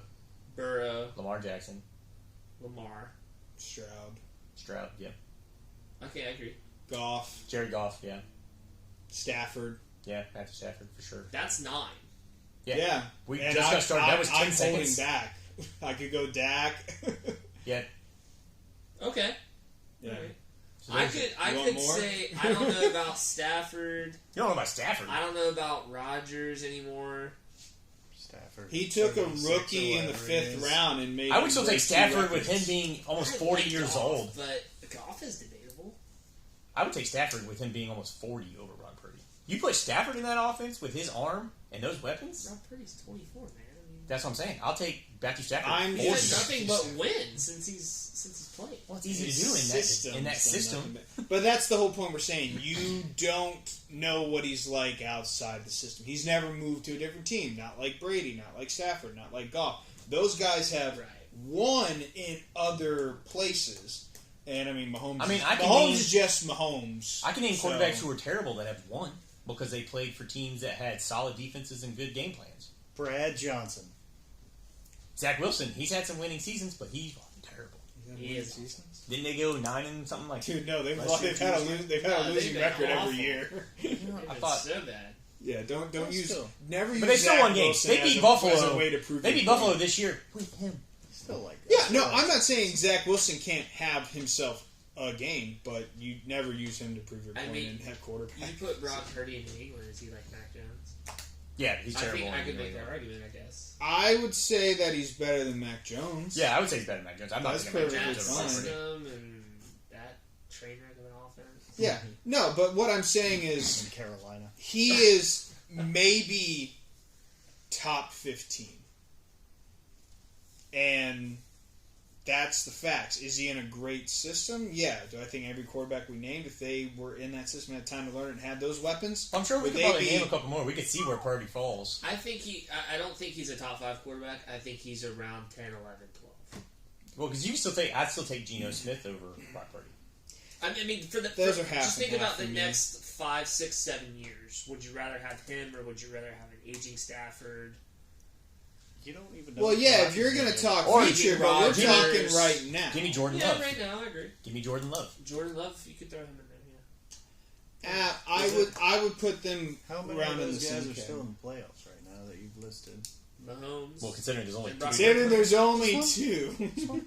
Yeah. But no, just say Jordan Love. I would take Jordan Love over Brock Purdy. In that offense, he requires him to make plays. And also, let's be honest, I agree. If that offense is not, if Green Bay doesn't screw the pooch, we're not having this conversation. If the Lions were coached properly in the second half, we're not having this conversation. They got pretty lucky in their little run of who they got to verse. You got to verse the 7 seed who wiped on Dallas, and to be honest, kept it close versus you with a guy first year in as a full-time starter, the youngest team in football. You barely got by them. You barely got by the Lions, who only because the coach was like, "I'm going all in, even though I'm fucking winning." Yeah, going for it on 4th, and he's a whole different. What? It was a 30-yard field goal and a 40-yard field goal was what he passed on. It was 40-something and 30-something, and Badgley. It was. And Badgley's kicking was so, but still makeable. It's worth it. Yeah, it's worth taking the shot instead of not getting the 4th, and you give him the ball anyways. If you make the field goal. Because with them not getting either one of those, you gave them good field position both times. Well, my thing is, on that one, and they got 10 points off. Well, their first 4th and 3, you kick the field goal. Because then you know what? You're up 17. You're up 3 scores with about 22 minutes left of football in the game. Guess what? San Francisco's game plan has to change now because they're like, on these next 3 drives, we have got to score at least 2 out of the 3 and hope our defense stops them to keep it in it. But then you screw it up there. They're only 2 scores back, and then they have the deep ball to Ayuk that should have been picked. They were right back in it. Momentum just went that way. And then when you're down 3 and you're in gimme range with 7 minutes left, kick the fucking field goal. I haven't played football in 15 years, but last time I checked, the team with the most points at the end of the game wins. It's not the team that went for the 4th down and 3 the most time wins. And if you want to know that, go ask Brandon Staley, who's on his fucking couch, who is just like, 4th and 3? Hell yeah, fuck it, I don't need points. Points win you the game. You're versing the number 3 offense in the league that averaged almost 29 points a game. You know what that's telling me? You need fucking over 30 to beat them. And guess what? You didn't. I mean, they got 31, but here's my thing. You lost 31-34. You kicked those 2 field goals. Last time I checked, 37's more than 34. And it might take away one of the touchdowns because they scored 10 points off the 2 missed 4th down conversions, and one of them was a touchdown. Do you think Dan Campbell trusted his kicker in that situation? I know it's a 48-yard. No, it's because they went for it all year, and he said afterwards, he's like, "We've done it all year." Here's my deal. I understand that's your mentality, but you know what? At the end of the first half, guess what you fucking did? You kicked the field goal. You took the points. You didn't believe that your team could score from 4th and 3 to get you a touchdown. You kicked the field goal. Why? Because you're like, we need the points. If you would have kept that mentality, you're going to the Super Bowl. But he was like, no. To be honest, it was ego-based. He's like, this is how we got here. This is how we're going to play it. And it's like, that's perfectly fine if you didn't fucking do the opposite in the first half when you were up by 17. Well, it's a lot easier also to kick a 28-yard field goal, 31-yard field goal than a 48-yard field goal. I mean, we don't know about the wind in San Francisco. We don't know. The thing is, Badgley had already made like a 40-something yarder before. Right. And the wind wasn't exactly crazy. Right. And he was kicking don't well have that enough. Prater anymore. But he was kicking. Michael Badgley, who he was kicking well enough though. And I mean, Moody already fucking missed one too. So it's like you're showing you don't. I don't think it's he didn't have trust in his kicker. I think he's like it was his ego where it's like I can't say live and die by it. And guess what? You died by it. And he deserves the criticism. I agree. But my thing is, it's like I understand he deserves the criticism and all that, and that's your deal. And you're like, well, I'm not changing. It's like there are certain situations you can change. Like when they beat the Chargers and they went for it 5 times and they got 4 out of them and they got the win. That's perfectly fine. That's the regular season when you don't know what the playoff implications are. But this is the Super Bowl. You're just trying to get a win. This is the NFC You're Championship. knocking on the door of the Super Bowl. This is the NFC Championship. You pretty much blew the doors off them in the first half. This close. I was this close to ordering a Barry Sanders jersey for the Lions Super Bowl, and I held off of it. I was like, let me wait to see what happens, and I'm glad I fucking did. You still ended up ordering it, though. No, I didn't, actually. The only size they had was like 6XB. Like, I'd be swimming. What is 6XB? 6X big. Yeah, 6 extra large. I thought 6X was big. They had to add the B in there. Yeah, they had to add the B. These motherfuckers, 6X. You might as well be it. I would have been using it as a blanket. T. Yeah, I think T is tall. T is tall, B is big. But yeah, I would have used it as a blanket. 6X, B, and T? It's the big and tall thing. They've adjusted those sizes. And the reason we're having this conversation now is because it didn't work. Had it worked, they made both plays that they needed to make on both on 4th downs and scored. My thing is, even if we talked about him as the hero. But here's my thing: even if you got those 4th and 3s, you still got to go down and score after. So what's the point? You go down and then you end up kicking the field goal when it's 33 yards instead of 48. You go down and kick the field goal when it's 20 yards instead of there. I get it. What did you think was going to happen? Like, if you believe they were going to score a touchdown, it's perfectly fine. But situational, that's what makes a good coach. The NFL script because he didn't go for either one. Because if he kicks both those field goals, and it's hypothetical, but it's not script. I think that's. But if he kicks those field goals, I think that they win. You can also give him the benefit of the doubt on going for it on 4th and 3 because. Most of the time. But if you look back to the most idiotic thing that I've ever seen, and no one talks about this, but when they played the Cowboys, they went for 2 to win the game, right? And then there was the penalty.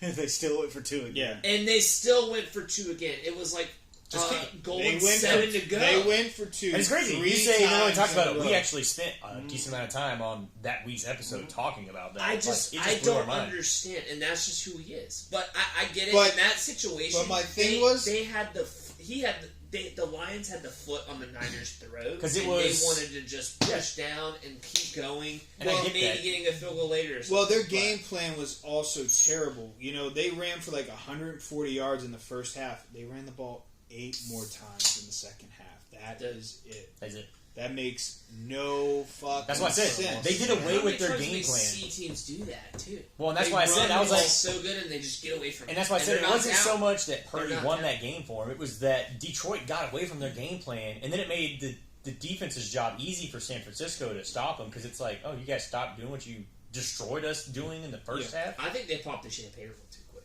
Well, it still has to go. I mean, you had other things happening. You had the key drops by Raymond, who for some reason. You're throwing him the ball 5 whatever. Josh Reynolds. Yeah, I'll tell you what. That's how fucking irrelevant he is because. Because one of them was a huge first time. It was 30-10, and it hits him. Well, here's the deal. I'm looking at it, and Laporte and St. Brown combined, they were 16 for 24 on their targets and catches, 67%. The rest of the guys were 50% on whether or not they were going to catch the ball. If you're going to throw a third or fourth down to somebody, it's one of those 2 dudes. And it wasn't exactly like the throws were perfect, but on that one for the first 4th and 3, that hit Josh Reynolds in both hands. You got to come down with it. And the second one, the 3rd and 10, hit him. I mean, if he catches it, he might even score. Yeah, because it's a slant. The defender's 3 yards behind him, chasing him, and it hits him square in the hands. He was looking upfield way too soon and just flat out dropped it. I also throw some of the blame on Anthony Ferkser. Former Titan. The tight end that stepped out of bounds at the 1 yard line. On his first target all year. Yeah. His first target. Well, that's you have the catch. You have the touchdown. Yeah. Like, all you have to do is just make sure you don't step out of bounds, and he stepped out of bounds. Yeah, but that's in game, and he was already super close to the sideline. They still scored, though, didn't they? When that was the end when Montgomery got stopped, and they tried to go for it again or something like that. Well, no, they scored, but they wasted a lot more time. Oh, yeah, that's right. Yeah, they had to burn the timeout. So that's where I think it came down to the coaching experience. He had never been in that situation before. And at least from a playoff standpoint, he's new to that part. And Shanahan's been there. Andy Reid's been there. John Harbaugh's been there. They have the experience of, hey, in this moment of the game, I need to put what I normally do aside and make the smart move. And he's like, no, this is what got us here. This is what's going to do it. And again, good for you on your morals and all that. But I'd rather be going to the Super Bowl than saying that I played the game the way that we played it. And you lost because of it. And I don't care what anyone says. Like, you lost because of your ill-preparedness to change in that situation. Well, and on that note, talking about, players who didn't play the way that they normally do, that's the reason why Baltimore lost. Lamar Jackson decided, I'm going to try to throw for a win here. Instead of running. Well, that's what I said. You got to make him beat you with his arm. Because guess what? He can't do that as often as he can with his legs. He had one decent rushing play for 21 yards, and then on the rest of his 7 carries, he had 33 yards. He wasn't that effective, but also Kansas City was stopping the run entirely. Baltimore was a team that averaged 155 yards a game rushing. But if you go look up the plays like I told you to, on a lot of, like on the interception play that was in triple coverage, dumb throw. Just straight triple coverage. I don't know why he even made that throw. He had nobody in front of him for 10 yards. But Kansas City was wide open field. But Kansas City was rushing. Well, he rolled out of the pocket and then forced the throw because he thought he was getting pressured. There wasn't a defender within 5 yards, and he had 10 yards of open field in front of him. He could easily have got a 5-yard rush out of that. And the numbers are skewed on his rushing attempts because every time he scrambled, because they blitzed him a lot. So when he was running away from defenders and they just happened to trip him up, he got like 2 yards. He also got a catch. Wasn't a sack. He also got a catch for 13. They did have a catch. That was impressive because when I saw that, I was like, that's intercepted. And then out of nowhere, I'm like, who the hell just cut? That was Lamar Jackson. I was like, shut the fuck up. But either way, But you got to run the ball more. They had one design run for him, and it was that 4th down play that he broke for 20. Yeah, that was the only one that I realized that was designed. Yeah, but that's my thing. So it's a team that averaged 155 yards per game rushing, and they rushed for 81. Kansas City went into the game plan saying, look, we know this team likes to get the ball rolling by running. So if we stop that and force Lamar to throw, then you got a better shot at winning it. And you got a decent secondary to where you can kind of keep everyone under wraps, even if Mark Andrews was back. And the drops killed them, because how many drops did they... Because there was to be honest, it actually wasn't as many drops as everyone thinks. It was like maybe 3 at best. But it was really just Lamar's throws. This was his... Oh, he had some bad throws. This was his worst completion percentage game all season, 54%. His QBR... I think it was one of his worst QBR games, too. His QBR was 42.9. It's the 4th worst of the season. All the games where his QBR was worse, he did win all those games, but he was versing Arizona, which we all know, Chargers without Herbert, and Houston in the very first game of the season before they could really get the ball rolling. So he could afford to have bad passing games versus those teams to get the wins. But when you're versing Kansas City, top 3 defense in the league, you can't do that. And then also his passer rating. It was his 3rd worst of the season. And in the 2 games that he was worst was versus Cleveland and Pitt. And guess what? He lost both those. And even with those bad games, they still had a chance. All they had to do was step up and stop Kelsey, too. Kelsey had like fucking 30 catches. Well, the Ravens just every time you turn around, Jalen Kelsey with another fucking catch. The Ravens, though, they just ran into the buzzsaw. That's the Kansas City Chiefs. Yeah. Well, and it wasn't the defense. Pass defense is so good. Their defense is the best played good. It is one of the best defenses Kansas City's ever. But Baltimore's defense played pretty good, considering. I agree. Baltimore's defense did fine, except you didn't stop the 2 people you had to stop. Well, it's hard when they're on the field so much. Mahomes and Travis Kelce. Travis Kelce had his best game of the year. Well, the first half, I saw that. Travis Swift. Yeah, Travis Kelce Swift had his best game. We're talking 11 targets, 11 catches, 116 yards, and 1 touchdown. She makes more money. I think we But I mean, when you look at the time of possession, it's hard for a defense to stop a team when they're on the field twice as long as the offense. Travis Kelce, yeah. Because the first half, what was it? Baltimore had the ball for 9 minutes. Kansas City had the ball for 21 minutes. It's hard to win a game when you don't hold the ball. Well, they had great long drives, yeah. But still, Baltimore also had a bunch of 3-and-outs and then the interception. But this also showed where experience comes into play. Mahomes has been in this situation 6 times, and most of the time he comes out on top. Lamar, this was his first ever AFC Championship game, and Mahomes showed that, look, this is how it needs to be done. You can't just lack in the moments. He was 77% completion percentage, 100 QBR rating. So it's like he showed that, look, I understand that, you know, the Chiefs weren't exactly the Chiefs this year. We weren't the number 1 seed, this, and that. But when it came playoff time, they flipped the switch that everyone knows. Man, that's a scary team to play as an underdog.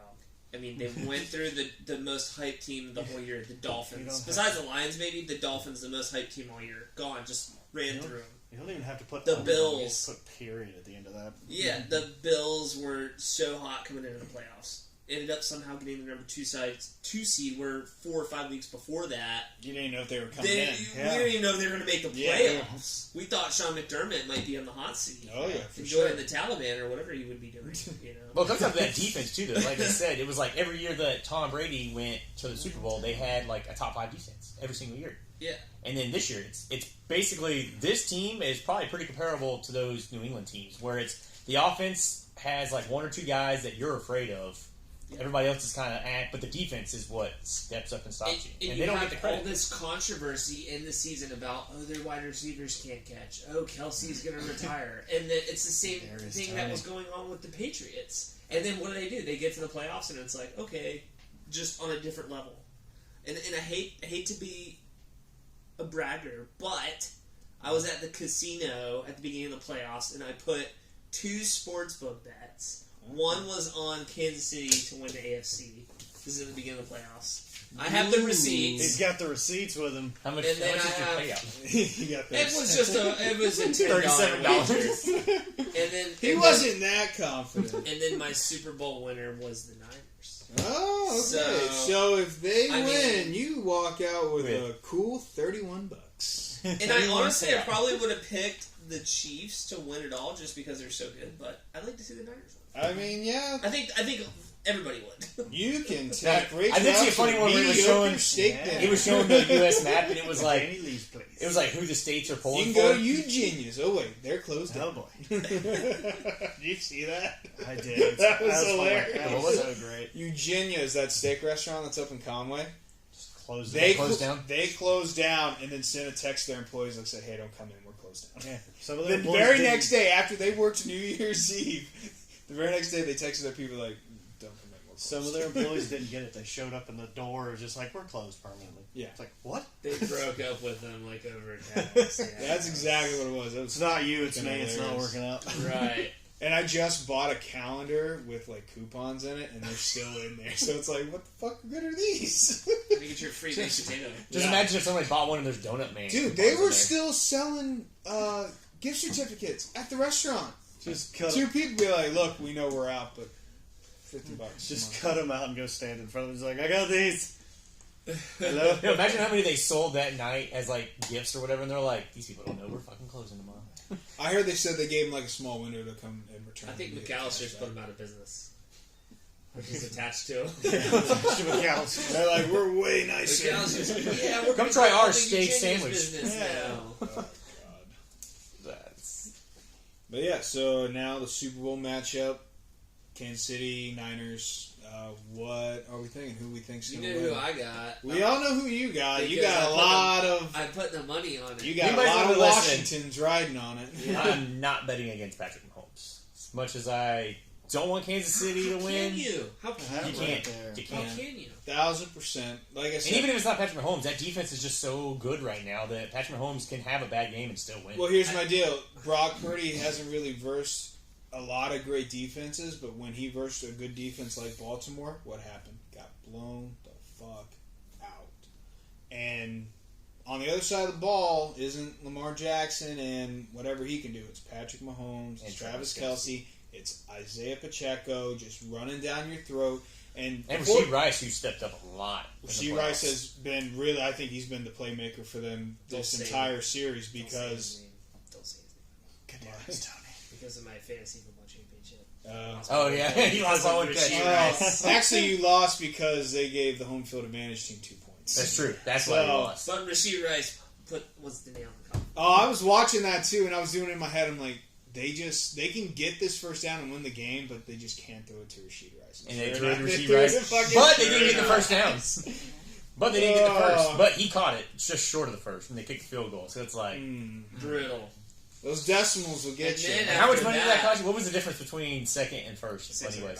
$600. It was the championship. Yeah, it's the chance to get your name on the trophy first. So after that, I had to go out to New Year's Eve dinner, and Casey was there. And yeah, that was we're doing a trophy this year. They're doing an actual trophy in the league now. Yeah. Well, we had an actual trophy before, but it's too small now. Yeah. We've been doing the league since 2008 or 2009, so... I'm not going to lie. You got to do what the league does. When I made the playoffs, I was like, if I win this thing, I'm walking in next year, I was going to buy myself a championship belt. I saw those, and I'm like, that's what they should do. And I was going to get myself a ring, too. I try to talk every league I've been in into getting a championship belt. I've seen commercials for them on Facebook and stuff, like, every time I got on right at the end. I was dead serious. I was going to give me a nice, big, old, fat fantasy football championship ring and a belt, and I was going to walk and be like, all right, let's go. Well, with the amount of money that we put in this league, we should get a ring and a belt, but the ring can just be... Like, you just move it from person to person. No, I'll just use your winnings, and then you just come in like Tom Brady. If you that's true. Yeah.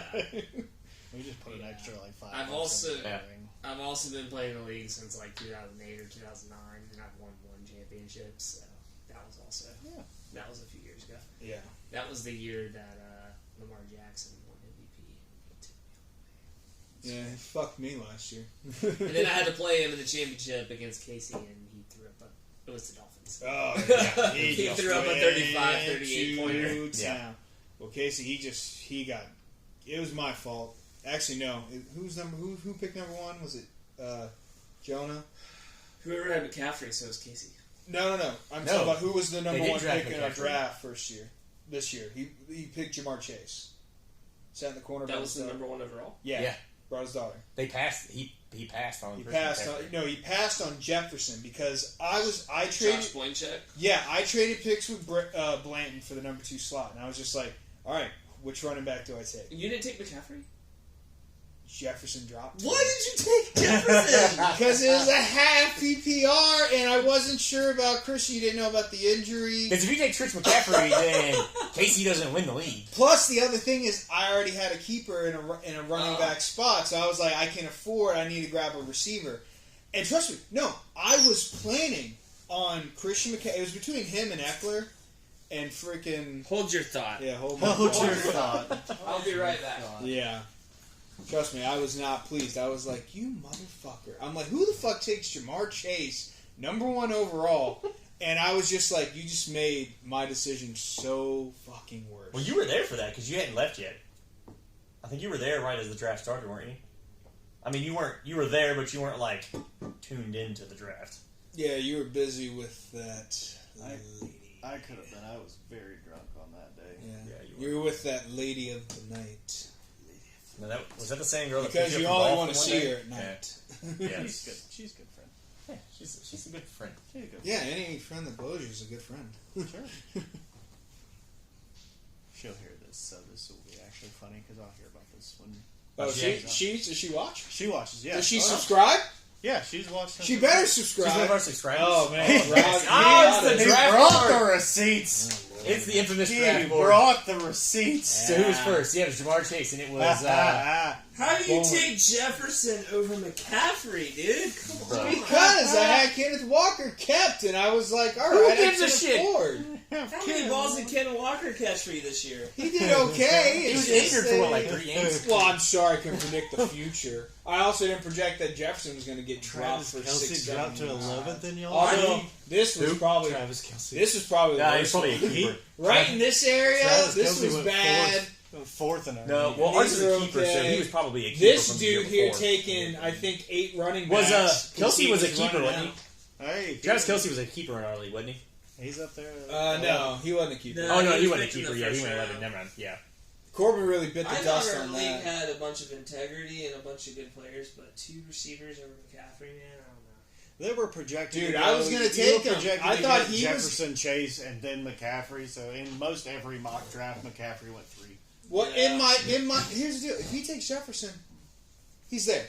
That is literally the move. But when he took him, he made this person possible. He made it a debatable. And the other thing is, I had Jefferson last year, and he brought me Well, in Miller. I love Lane though, because if it wasn't for Lane, I mean, me and T Mill didn't finish Well, that with great that- this year, anyways. But he picked up Chubb right before me. With a healthy Kirk Cousins and a Jefferson He playing did a all right. full healthy season, he's the number one. Barkley did okay. At number 6 overall? Yeah, Barkley did okay. Out of all the other running backs available, tell me who he was going to grab that would have did amazing. Other than somebody who Picking just that came out high. of nowhere. Picking that high. Chubb, if he had a nice leg. Yeah, well, that's the thing. He The did. fact that Tyreek he's- Hill. And the fact that he's not. Going Well, no, I'm saying, He's a I'm Dolphins saying, fan. I'm He's saying gonna take running Tyreek back Hill. wise. I'm saying Yeah, you running should back take Tyreek wise. Hill. No, Bijan- my Bijan- running back draft pick was Bijan's Raheem still Mostert there. was still the best because Josh picked up Jeff Wilson. I'm like, But here's the deal. Bijan's still In, there. I thought he was going to be good. Yeah, but he's not- normally, and y'all gave me shit for picking Mostert. but normally when you win, your running backs are solid. And who won? Casey. Great. Gibbs stepped up. Finally, Great. when he got the ball, great. Connor started the season James off really Conner great. did great. He's basically a fucking running back. Lamar Jackson. So yeah, and like I said, so he had. And then Adam Thielen, who was wonderful, Who was Mr. Carolina? especially like in the the beginning. first 10 weeks. Yeah, that's what I'm saying. In the beginning, he That's- was. Oh, he was going to be my sneak pick, That's but then all you he need, took 'cause him you right can before, find so then I somebody had to else. take Nico. I was like, have son of a really bitch. And he ended up dropping Cole Kmet because I ended up with Cole Kmet off the waiver, and he finished the season. You had Dallas guys. Wait, you went Najee Harris after that? I had to. I didn't want to take Aaron Jones, and I also believed that Najee was going to be running a lot better. He's still at 1,000 yards. Could take Gibbs. I don't believe in rookies too hard. I don't either. I'm with you. The on last rookie running back that I drafted was Elliott, which was smart, Mm-hmm. but it's tough. You got to go with experience over it. And also rookie wide receivers are different than drafting rookie running backs. Plus, it's hard to tell. I was like, why? Because Montgomery, who I grabbed in the 7th, who was doing beautifully, by the way, until he got hurt. And then they were like, oh, hey, we drafted this guy 12th overall. Let me go grab him. I was like, motherfucker. Because he was my saving grace, Montgomery was, and then, of course, I draft Joe Burrow. We got fucked. I think we should, next year, Josh, we should do the draft with the podcast. That'd be awesome. Oh, that'd be fantastic. I think everybody would be down for it. Or at a minimum, we could do a draft recap after. It would be crazy, yeah. Well, we can have like a GoPro recording it and then just play clips, and we could do the recap with the clips playing, basically, of the draft or whatever. Yeah. I screwed up here, for sure. I'm gonna tell you, if you I didn't take Dak because he had the same bye week as Joe Burrow, and then he ended up doing so well. Oh, that's true. We could do it. We could for sure do it on the podcast. Josh Cody said he'd put on a suit and be the host. Yeah, if you need me to, I'll put on a suit and be the host. I'll just have somebody film me the whole time, just like we're here at the draft. It's the draft 3.0. We're here for this year. Oh man! Ooh, solid pick there. Solid pick there. And then Brandon Maher. Brett, whatever the fuck his name is. Who was he the kicker for? Dallas. Oh yeah, he didn't finish though. He started, but then he got dropped. Yeah, he's still kicking for somebody, I think. How about what's his name? Keeping Kareem Hunt, and it took him halfway through the season to finally start to use him. Yeah. And he still wasn't. He didn't tough keep for that old Quentin Johnson. You know, once he said that, Schuster going back to back. To be honest, once he said that, I should have known he was fucking unstable. Right in the middle, Quentin Johnson and Juju Smith-Schuster going back to back. Oh, and then Jamal Williams too. That's a solid round right there. Don't forget Elijah Moore. That was me. Elijah Moore and all that. Well, Alvin Kamara was going to be out like the first 4 games. That is true. He was. Jamal Williams got hurt, so it didn't really work out. Yeah, it was. He drafted 8. Hey, he got the Jamal Williams had all those touchdowns last year. He got the one touchdown. He got the one. He got the one. Very last play. And he wasn't on your roster anymore. By that. He got the one. Oh, he was gone by then. Then I had a trade in the draft, though, they were giving me shit for drafting Raheem Mostert before Jeff Wilson and everybody else. And they're like, he's not even the starter. I'm like, Mostert's the starter? At the time, they didn't even know, because they were like, we have 3 running backs here. It's like, can we go with one? It's like, we don't go with the rookie, maybe. And Adam ended up drafting A-Chain way late, so he's going to be a pretty good keeper for Adam, for sure. Because I think he got him it was like second to last round, I think, somewhere around there. He got him like 13. It was pretty late. Check the chart. Check the chart. It's official. That's why I kept it. I don't even know who I would keep. 16, 15, 14, 13, 12, 11th round. Oh, you got him in the 11th? Oh, keep him in the 10th. When did you take Kamara? You got him like I 4th. didn't take Kamara. Oh, yeah, you did. It's right there. 4th round. So Kamara in the 3rd. Oh, I did, yeah. That's probably my keeper. You can put that on That's tape. why I took Williams, yeah. It's either him or Nico Collins. Nico might not play as well. I traded Tank I pissed off. Me and Lane pissed off everybody in the league because I traded. But with Tank coming back, I got Tank Dell for Noah Brown, and he did great when Tank wasn't there. Basically, because Tank Dell's hurt. I'm not in the playoffs anymore, so I don't give a shit. Plus to have Kamara. So I got Tank Dell to piss everybody off. Yeah, and I'm like, I'm trading for a keeper, and Lane's going into the playoffs with somebody on his bench that he didn't plan on keeping because he had. Who was Lane? Name me a better running back that I would get in the 3rd. Who was going to be Lane's keeper? Because everybody was pissed that he traded me Tank Dell. Oh, it was Kyron Williams. Oh, yeah, Kyron Williams, because he got him. And I'm like, he's going to keep Kyron Williams. So I gave him Noah Brown, which he ended up starting once. Did you get Kyron? No, I got Tank Dell. He grabbed Tank Dell from... Remember, Lane traded me Tank Dell, and I gave him Noah Brown, because I was like, I'll keep Tank Dell as a keeper. And that's when everyone was losing their fucking shit. I'm like, Noah Brown ain't even going to fucking start in his lineup. Yeah. Because Blanton was mad about it, but I'm like, it's better than him having somebody in an IR spot that's not going to play. I was like, he can get something for it. Still didn't play. He played him once, I think, in the playoffs. Keep Jackson Smith and Jigba. I didn't finish with him. I didn't finish with him on my roster. No, you didn't. No. On yours, I mean, oh God, I guess Moser if he resigns. No, that's why I got Tank Dell because Tank Dell was late. Tank Dell. Huh? Brandon Cooks in the 5th round. I thought he didn't come on until late. And I'd already dropped him. Zach Ertz and Ertz did okay, but I finished with Cole Kmet. Tony Pollard was actually pretty well warranted, even though he was Corbin's keeper. Because he got him in the 6th, and he basically played like a 6th round RB. Where was Tank Dell for Lane? I think it was pretty. Even drafted him. Oh yeah, he was a free agent, so I get him in the last round. Oh, he did so well in the free agency. Because it was going to be Goff most likely for me. I screwed the pooch because I had a shot. I was like up in the waiver, and I was like, who do I go after? Who do I go after? And I grabbed, I think Tyler. Well, Brian's going to keep Puka. Did he get Puka from free agency, didn't he, or did he draft him? That's definitely free agency. Oh, that was free agency. Yeah, so he was drafted. So Brian's keeping Nakua. If he's smart. He was a write-in draft in like the last 2 rounds of my league. Do what? 1, 2, 3, 4, 5, 6, 7, 8, 9, 10, 11 in the first 2 rounds. 12, 13, 14. Well, 3 of the running backs drafted in the first round might not even be for the same teams next year. Count that 4 because the last one. Because I drafted Josh Jacobs in the first round, and it took him like 8 weeks to start playing well. That's a lot. Yeah. That's what killed me. Was my so first round that's draft the pick. thing. I already had one keeper in the running back spot, so I was like, let me go after these wide receivers. Plus, everyone was keeping RBs. Ken Walker, Montgomery, and Harris. That's not bad. Yeah, except Harris was basically passed around like a sorority girl in a frat house. It was just like, Who? to me, then to him, and then to Blinton, and then to Adam. Who, Najee? Yeah, Najee Harris. He was basically just passed around. He I'd did be get that. happy to have those 3 running backs. I was until Montgomery got hurt, and Yeah. and then Kenneth Walker just wasn't getting utilized. But once Jefferson went down, your season was over. Yeah. Hey, I somehow still Cousins made the went playoffs. You weren't making it. Because Cousins went down first and then Jefferson. No, because Jefferson came back in the playoffs. The only problem is I was searching for QB help because Joe Burrow got hurt, and I had to ride the Sam Howell train. Yeah, he did. Yeah. Yo, you tried to sell him to me pretty hard. You know you want him.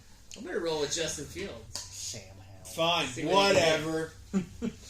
He was number 1 in passing. Hey, I yards, traded you Will Levis. So It was Fields or Levis. I was like, I'm gonna go And- Fields. And then the one week you started Levis, he didn't do shit. Yeah, as long as you sold high with Levis, Yeah. as soon as he has It was 4 near the end of the touchdowns, season when you I think sell him high. because Fields had a late buy, I think, this past year. it was something. I remember I was 'Cause trying you had to to play trade Levis, and Sam Levis got, Howell, like, and he 10 points. traded for Will Levis, and I think Will got like 5 points. And I was like, oh, Yeah, it was one of his shit games. Yeah. It's also another one of those Titans moments where like nobody blocked for him, so he had 2 seconds to throw out. I mean, I wrote Trevor Lawrence most of the year. That's why he's injured. It's like 12 points. Give the guy a break. It's like 12 points. It's like every week is he going to get 12 points? Is he ever going to get like 20 something? I mean, I had Russell Wilson on the bench, and he was just like constantly like 15, 16, Yeah, he was consistent, 14, but it's just 17. And then you're like, whoa, 20, and then back down to 15. Okay.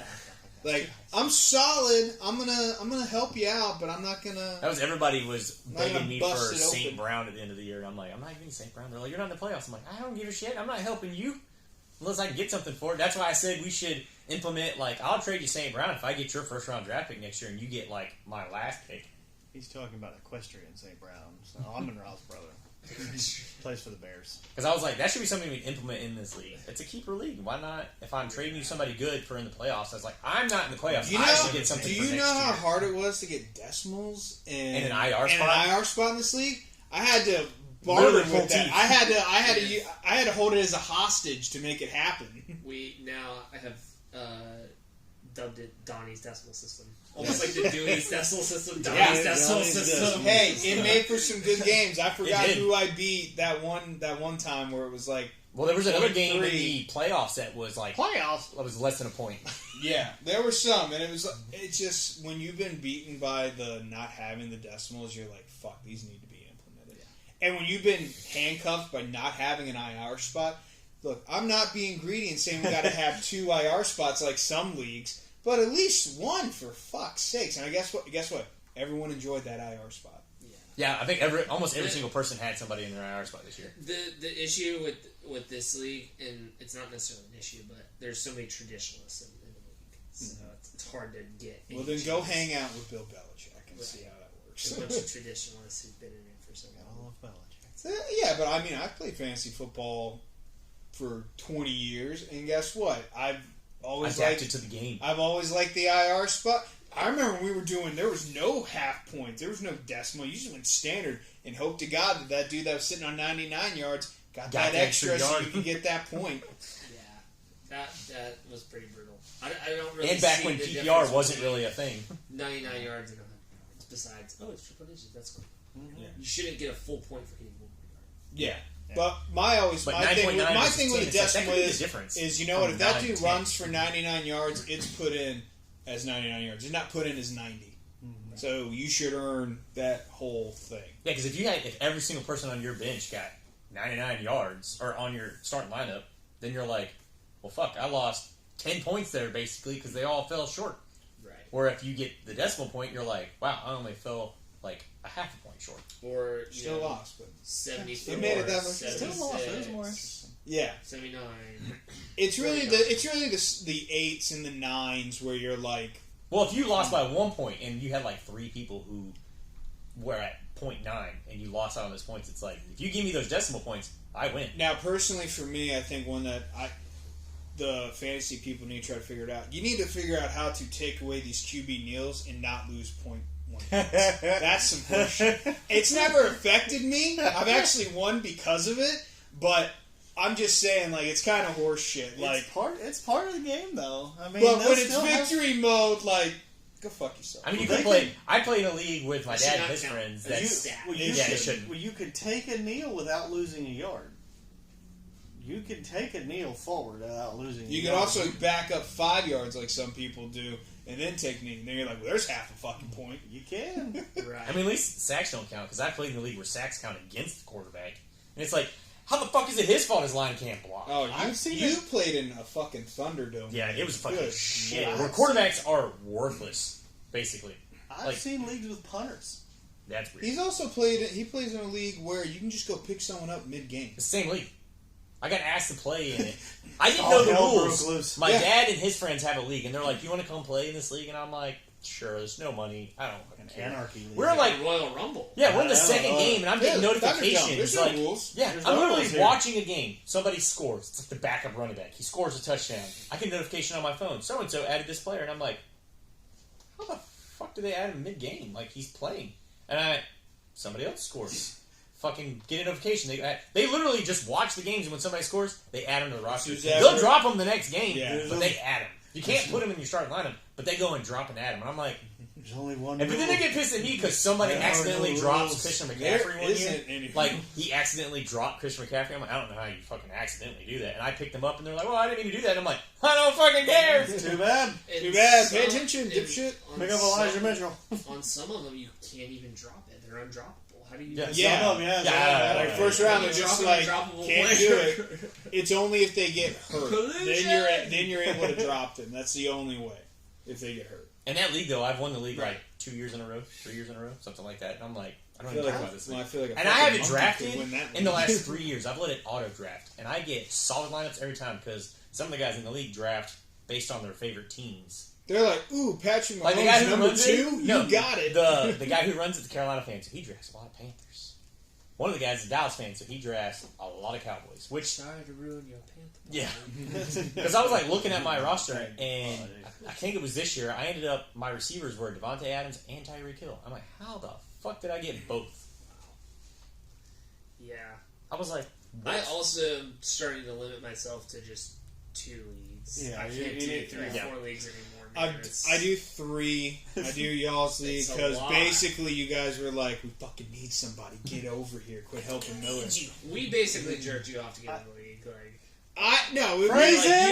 you were the person. Here's my deal. I was Phrasing. like I was gonna join the league, but I'm like, I gotta get something. Yeah, but you got jerked off for Well, no, my thing was like, you didn't actually get jerked off. No, they were like, you got the decimal system named after you. Yeah. Well, that's what I was like. Something named after that was his thing. I want decimals and IR if I'm going to be in this. That was the thing because I tried last year. Jerked off, got a system. There's wrinkles and donuts. Well, I tried the year before. Pandemonium. Well, I tried the year before, and they were like, "No, it's not like the vote didn't go through." Here, like, and what I'm the like, fuck "What does the wrinkling fuck?" donuts mean? I have no idea. Last times. week, Donnie was making a point, and he was like, "Well, that's the wrinkle in the donut," and me and Coach were like, "The fuck, what? Wrinkle in a donut?" And he's like, "What?" And I'm like, "You said wrinkle in a donut." And he's like, "Yeah, I did." And I'm like, "Can we cut that?" I was like, "How does that make any sense?" I was like, "Is it a French cruel?" Donuts have wrinkles. Say, "I there's the rub."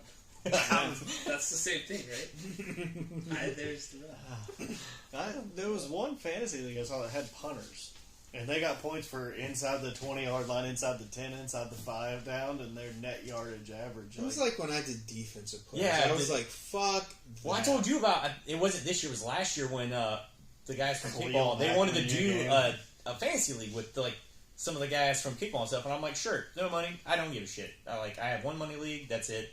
So I'm like doing the draft, and they said they're like, how do you feel about doing defensive players? And I was like, I've done it like once or twice before, and I'm like, if you're talking like a D tackle, a linebacker, and then a defense or whatever, like 3 defensive players, no. This was like a fucking 40-man roster. Oh my god! I'm doing the draft, and I'm like, as I'm doing the draft, I didn't look at how many spots there were yet. 46 and then I look at how many rounds there were, and I'm like, I'm an hour and a half in, haven't even finished picking my offensive players yet, because you also get to start 2 quarterbacks. What? I was like, I did my offense, and then fucking signed out. I'm like, I don't give a shit who I fucking get on defense. They're like, I was like, dude, I'm not fucking doing that league. They're like, what do you mean? I'm like, we were an hour and a half in, and I only picked offense.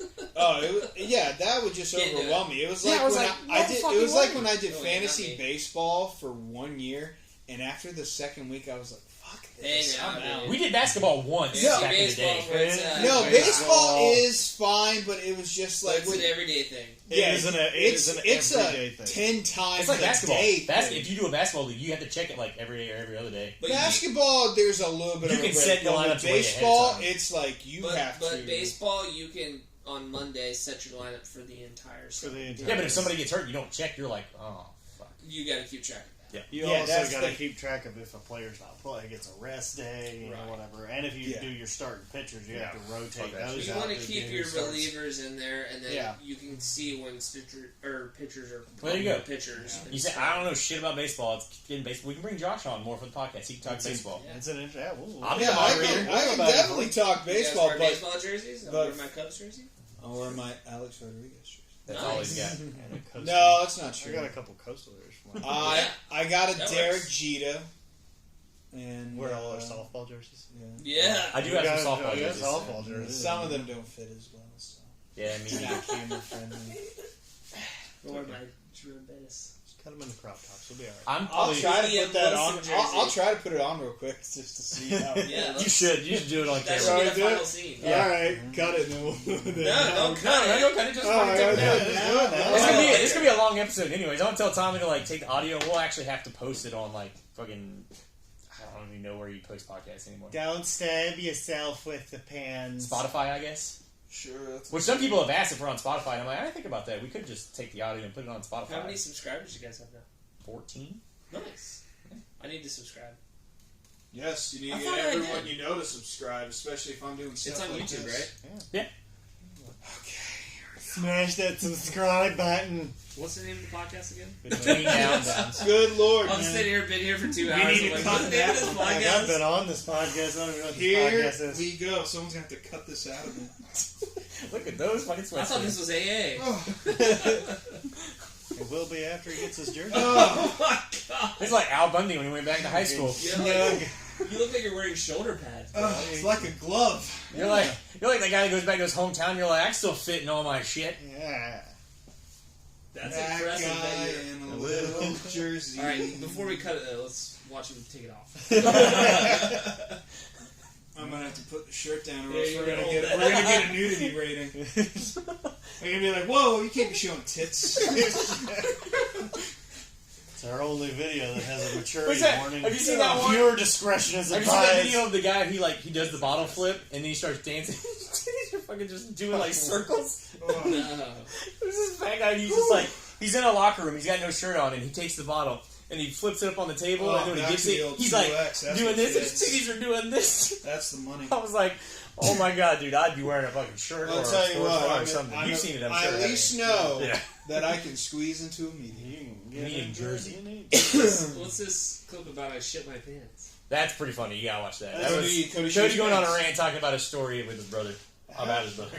That's the condoms one. Cody just shit his pants. No, that's the name. Is it 10 minutes? Is that the first time, the second time? I named the 10-minute clip with all the stories I shit my pants. Or is it the 10th time? Is it the first time, the second time, or the third time I've shit my pants in the past? It started off 2 because we were years? playing golf and Cody almost shit his pants.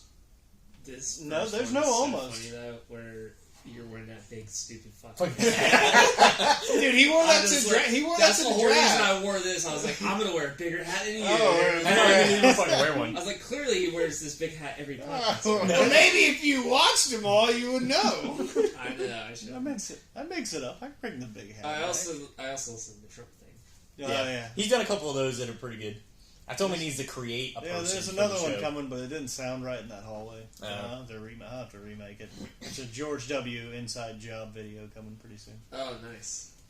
There's always an inside job. Oh, we do have. We did bring up the idea in our group chat the other day. I said we needed to do like a decathlon of sporting events for us, like where we see who can kick the longest field goal, who can throw a football the farthest, who can throw a baseball the fastest. Clearly, Cody's going to win that one.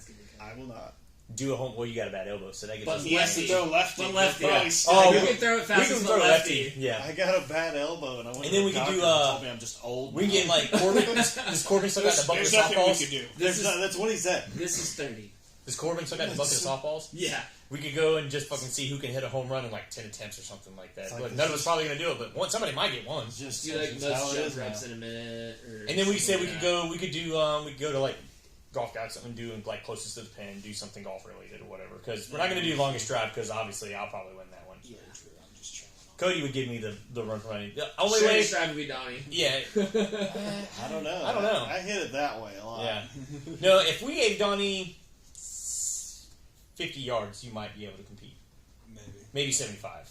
Because when I'm on the simulators and I'm really ripping, they're really able to get their hips involved. I'm all arms. Yeah, that's pretty much it. It's how I swing a bat too. It's like I would hit more home runs if I could get these hips around. And even with giving you 75, my best drive on the simulator is 350. So I don't know if 75 you can still get there. Did you guys see Give me the win. That Jerry guy from Barstool? Yes. Make the hole in one. Took him on like the simulator. 2,600 attempts or something. I can't remember what it was. It took like 36 hours or 44 hours. I watched I had the flu. I was at home, but I was still like kind of doing some work on my computer. But I had just had it up on the screen on YouTube, and I watched it for like 3 hours. Dude, I was so addicted. I could not stop watching. He's gonna get it. I was like, he's gonna get it. Have you watched any of the other groups? Like, have you watched Barstool's actual golf channel? They're pretty funny. Yeah. Bob Does Sports is my favorite, though. Yeah. Bob Does Sports. They're my favorite. I haven't seen that. Oh my god, they're so funny. During his 1,776 attempt, they like sang the whole national anthem. Yeah. It was so funny. He got an IV, he got a fucking chiropractor. It was like 2,600. Yeah, that's crazy. He had all kinds of crazy shit. That was electric. Yeah. At one point, they had like 80,000 viewers. Well, we're hoping to do more golf videos too, because we did the one. It was kind of windy, so it was kind of hard to hear. But we're working on that. But when the Super Bowl's done, we'll be. Yeah, we'll have more time to do that. Plus, I mean, the video itself came out fine. It's just you couldn't really hit the volume. We'll have tracer and stuff to it, but I haven't watched the rest of them. But I think you guys could also do something like a buy or sell segment that you do like every week. Like this week, buy or sell. Like buy, the Niners winning by 6 points or 7 points or whatever. Yeah. Or do like some version of that. We were gonna definitely for sure gonna add a fantasy segment. Look up sportsbook for the over unders and stuff. Right. Yeah. Who you got on that? I think for us the fantasy would be good because we've been playing fantasy for 20 years. Right. So. Who's our big pick? Who's your for the flex week? player of the week? Yeah, waiver pickups. Right. Stuff like that. I think we did that like in the first. Because we started with actually 2 weeks it was in left the first like episode. Yeah, but that's because that was like the final our week. fantasy talks. Yeah. We were just kind of at the end of the fantasy season. Yeah, we started late, right? But just have a reoccurring segment. You know what I mean? Yeah, and then like we're gonna have like a big fantasy draft episode where it's like kind of a mock, and same thing with the real draft too. Like we're gonna talk about team needs and who's gonna draft what. We'll have like our own mock drafts. Yeah, maybe we'll bring in have the winners and losers. all different fans that we know. We could do one big one and just do like team needs and stuff. Yeah, before the draft. Could you find a fan from every team? That'd be sick. That'd be so hard though. There's gonna be a few. I don't know any Texans fans. Yeah, I was gonna say there's gonna that's be one team I can think of right off the top of my head that I don't. We don't even need a Panthers fan. They're having a pick in the first round. Yeah. The Bears fans to get the good plays. We need I know one Bears fan. Bears fan. We need Corey in for the Arizona. He's got the jersey. Who? Corey. Oh. Would love to get his advice. Yeah. He just went to Arizona and was like, I'll buy a jersey. Like, I mean, good. That's where he's at right now, is Arizona? No. Oh. Or you could just have okay, Donnie, you got the first pick, and then you have the 5th pick, and we have the 9th pick. Yeah, well, for me, it would be more like, hey, this is my mock draft, and then see what they picked as well. So if it's in the same role where it's like, okay, you guys took a tackle, right? But, if it wasn't, maybe they did wide receivers, which is still a fine option. Yeah. But it also depends on how they fall. I also like you can draft for the team on ProFootballFocus.com or whatever. You can do a Steelers draft. Which is fine, but fuck Pro Football Focus, man. Yeah, that's stupid stats saying up. Yeah, that's just the one that. No, I know. I'm not a fan of them because they draw all this other bullshit metrics. Yeah, and then it's like TJ's not defensive player of the year. So why don't you fuck yourself? Because he should be. Yeah, he should have been. Well, we don't know yet. There's still time for them to realize, this shit really is stupid. It's not going to be TJ, though, is it? No, everyone's saying Myles Garrett. Yeah, everyone's saying because he was the best defensive player on supposedly the best defense. But last time I checked, you guys were giving up more points than the Steelers defense. You guys were just really good at rammed by the Texans. You just really weren't good at letting yards up. Well, that's probably fine because you gave up shitty field position on your secondary, or your guys were giving turnovers that were giving you short fields. If that's what you really want. But when you're letting up 21 points a game and Pittsburgh's letting up 18, I'm wondering who's the better defense. That'll probably be the next episode. We also had more turnovers. The awards this weekend, right? Coming up. February 8th. Yeah, so it's next middle of next week. Thursday, yeah. So that and the Super Bowl will be the same episode. Yeah. But they'll fuck TJ like they did when Aaron Donald won it. And TJ had far more superior stats. But why did everyone? Because he was on the number one fucking defense. This pass win shit ratio is like, they won the pass win, like their pass rush ratio win rate was better. It's like, cool, did they do anything to affect the play? Well, no, not really. Then who the fuck cares? They're like, we pressured. It's like the QB pressures. He pressured the QB 100 times. Like, cool. But last time I can be like, my thing is misleading sometimes though. If you have, you always hear about or always watch fucking Donald getting double and triple team. Which is fine, but my guess TJ Watt gets double team. Yeah, and he doesn't get traditional double team. Because he's an edge. He gets tackled, shipped by tight end, or he's tackled, and then a running back's on that side. Where Aaron Donald has two fucking 350-pounders who are like. But regardless, I'm talking about more about how they got Micah Parsons saying he's got 100 pressures and TJ's got like 81. It's like that's fine. He's also been injured. But here's my deal. I've seen quarterbacks under pressure and still make a fucking play. You know where you can't make a play? When you're asked on the fucking ground because you got sacked. Last time I checked, that doesn't count as a completion for yards. Right. So when you got someone that's got 19 and someone that's got fucking 14. But then your Micah fans will just complain, he hasn't got a hold call all year. Okay. Hasn't you got one? I mean, he got 2 in one game. How many games have Watt missed this year? This year he missed a couple, I think. He missed the Ravens. He missed one game. One at the end, Yeah, that's the only one he missed? Yeah. I didn't think Did he leave early a couple games? He missed the playoff game. He got hurt in the Ravens game. Oh, yeah, that's what I'm saying. He missed the playoff game. He missed one game in the middle of the year. Yeah, so he had 16 games. But so did Micah, so did Myles Garrett. Because Myles Garrett and them sat out the last game. And he still had more stats in every single category. More tackles for loss, more sacks, more pass defense, more interceptions, more forced fumbles, more fumble recoveries, more touchdowns. But yet, because Myles Garrett's on the number one defense, when really you look at the paper, they're not the number one defense.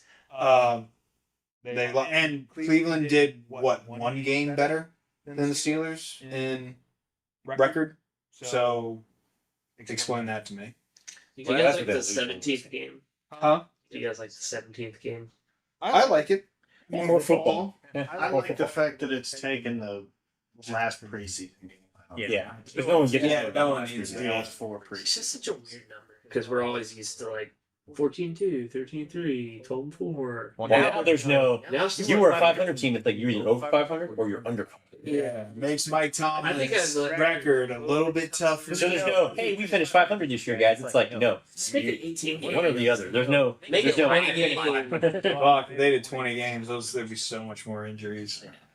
But, I mean, the preseason's fine when you're trying to figure out, like, who is going to be, like, your second stringers, who's going to be a special teamer, Like you pretty much go walking into the building outside of like a rookie spot where you drafted for that reason about who's gonna be playing. But we get more football now because we have the UFL. Ooh. Yeah. It'd be interesting. You name me 2 players from the UFL. Let's do a UFL draft. I don't think they do it. I think they're already on teams. They're on teams, but it's like UFL fans They draft. did a little bit of a draft. Yeah. I wanted to look at the rosters because you'll know like they're all quarterbacks or running back. There was one wide receiver that It's 16, isn't it? played in one of them. Because they merged. Yeah, they merged. So 8 and 8. Yeah, I think it's 8 and 8. Yeah, let me see real quick because Which was genius for I'm them. gonna watch that shit this year. Yeah, because the game last year, the quarterbacks were putting up like huge stats. I liked AJ McCarron. I thought he was. Yeah, McCarron was one of the I thought it was quarterbacks. cool that he did that. There was like half the quarterbacks that played, He did it and for the right reason. yeah, Right. he just wanted to play. Mhm. He didn't care about the money because he took like an 80% pay cut or something like that to play. He wanted his son to get to see him play. actually there's only 8 teams. Was it 4 and 4? What? No. There are only 8 teams in the UFL. I mean, like there were 4 in the one league and 4 in the other. No, there was 8 XFL teams. They put them all together. They kind of So from the USFL, they brought in the Birmingham Stallions, the Houston Roughnecks, the Memphis Showboats, and the Michigan Panthers. They really should probably figure it. It's kind of weakness. That's awful. And then from the XFL, they brought in the Arlington Renegades, the DC Defenders, the San Antonio Brahmas.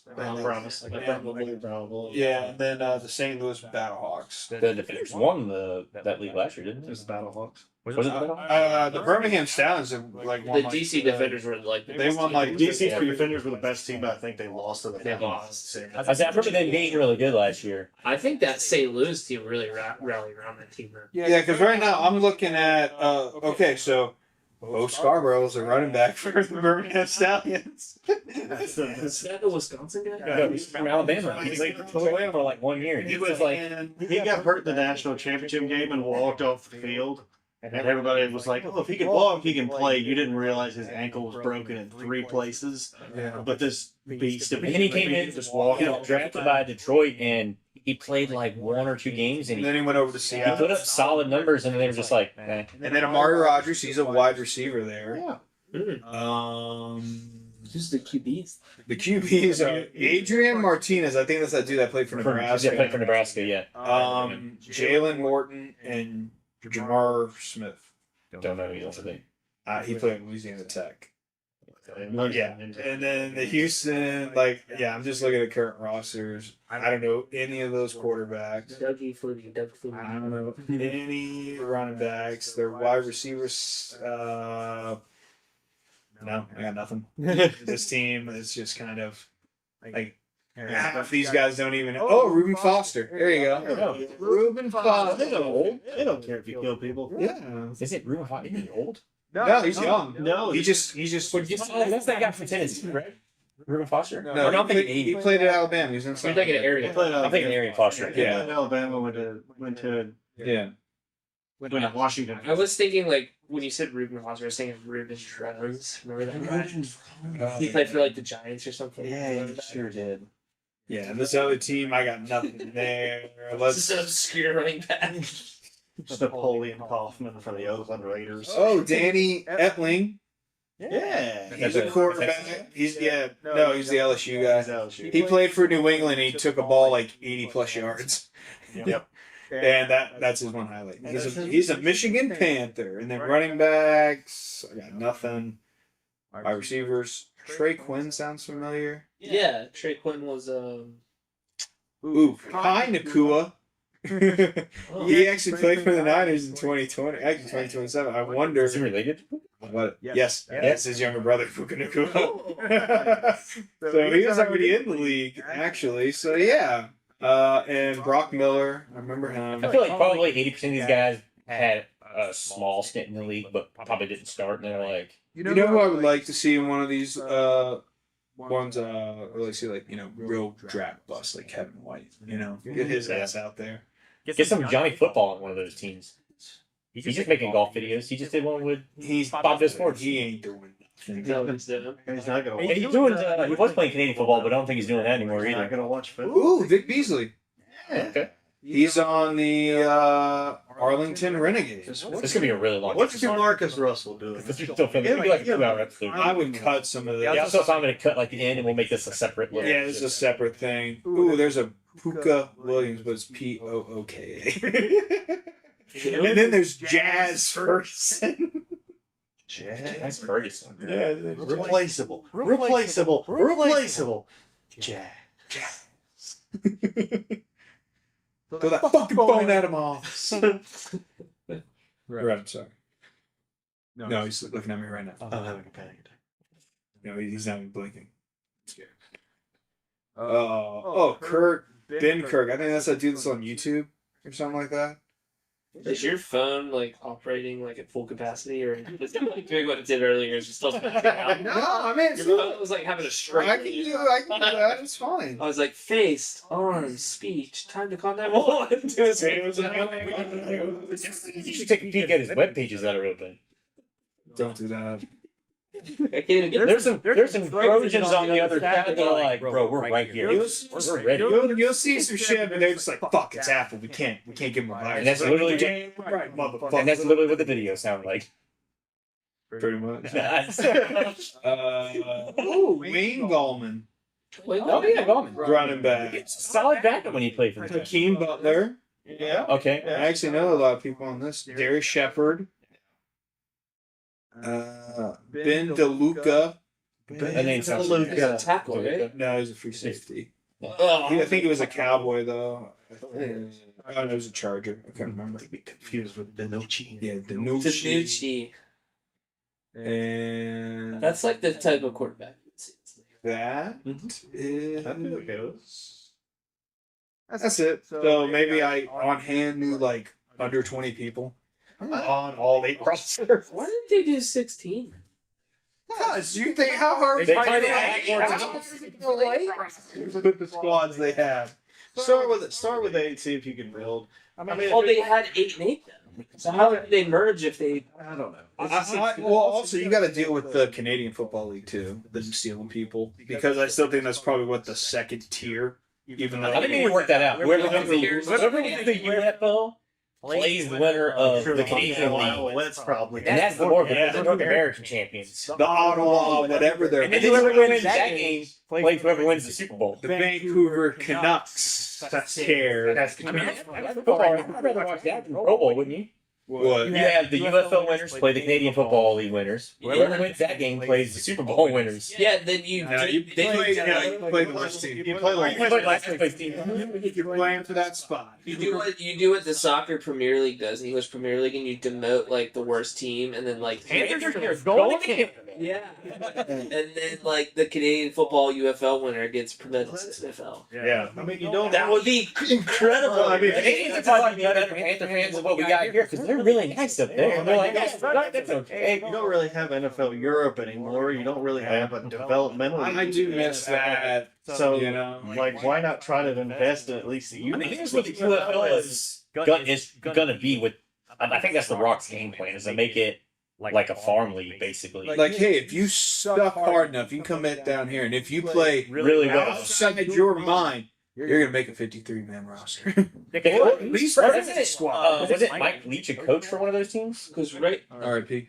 yeah, he did. But he was a coach, wasn't he? Yeah, past tense plus. college. He was I college. thought he coached. Washington State. Yeah. Who was the ex-NFL coach that coached one of those? Because there was a June Jones. Jones. Okay, there was a couple of coaches that actually coached in the NFL that He wore the took over those teams, and I'm like, at least you're getting people who've been in the league and kind of know a thing or two coaching these guys. I feel like it's like such a demotion of the coaching Yeah. staff. Give him- You have to be like, fuck, give him just take it to college. Give him Brandon Staley. Yeah. The championship game of the UFL, Brandon Staley against Ron. Well, it still blows my mind. Yeah. Well, it blows my mind because it's like, you know, he got fired for how shitty his defense was, and then Miami was like, I guess we'll bring him in. Like, they Ron Rivera? No, they brought Staley in. Just for one interview, though. We brought Frazier in for 2 so far. He's got You guys lose Fangio after one. Yeah, go see how that works for the fucking Bills. Where he's just like, I'm gonna let him walk down in 13 seconds and score. Did Dorsey get another job too? He's the OC for the Browns. Yeah. They're like, you did such a shitty job with Buffalo. We thought, why not? That guy's a basket case too. But Kevin Stefanski still calls the plays. They're just like, we need someone in this I position. need you to go to the And you seem like enough of a bitch to where you're not going to cause a commotion. Yeah. And then we just signed Arthur Smith, so we'll see. I would love to see how he's going to underutilize our running backs. He get ready for a lot of play action. I'll tell you that. He loves. To be honest, I'm fine with him as an OC because we fit how he was in Tennessee, where it's going to be more run oriented. Get him big Darnell Washington. That's who he's using. It can't be worse than fucking. Couple catches this year, didn't it? Darnell, he didn't finish with a loss. The bar is sticking. Oh, I know, dude. It was so crazy. You know, they brought in the Panthers OC Derek Brown for 2 interviews. I'm like, did you fucking not watch that offense? It was complete trash. You want to bring in The the head guy Titans for are that? talking about getting him as their OC too. Apparently, he's got a lot of connections. I think with like the Rams or something. Got a lot of ideas. Is this first? He's a nice guy. First year with the Panthers. Yeah, no, I remember. They He was like the QB coach for the Rams, which when your QB's fucking Stafford, who's played for years, and you might have had Goff near the back end. It's like you're just kind of there. That's the same thing they're saying with Callahan. Is like, well, he had Jim Burrow for the last 4 years. So is it really Callahan or? Yeah, Or dribble. Because he's been there since 19. I'll put it like this. I didn't even know that he existed. Who? Brian Callahan. Yeah. I really called him Bo I called him Bo Callahan in the first episode because he wasn't popping up on any radars, and then I'm like, who the fuck is this guy? Yeah. know, He but I'm only. drafting him. The only reason I knew about him was like after being fired because he's been one of the like top 5 candidates. I didn't think he was personally. Yeah, for the Titans. I just He's had the best 5 odds, like him and like I knew Ben Johnson. Ben Johnson was like the the, Ravens. and then all the other big names started coming out, and then you were like, well, he's moving down the list. John winning, so I was like, I can't even interview this guy like in person. I think that's what hurt too. All the other jobs just got filled. Right. So then it was like, look, Washington, your season's kind of, your team's like, Where's Seattle? In Seattle, you're. See, I don't know what you're doing. You're. You know what else? I don't want to hit versus the Niners twice. Here's another thing that we haven't thought about with Johnson is if Campbell continues to do some fuckery, do they just make that switch?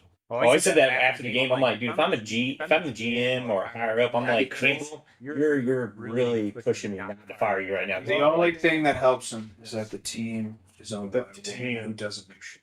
That's a good place to end, dude. Cut like last 5 seconds.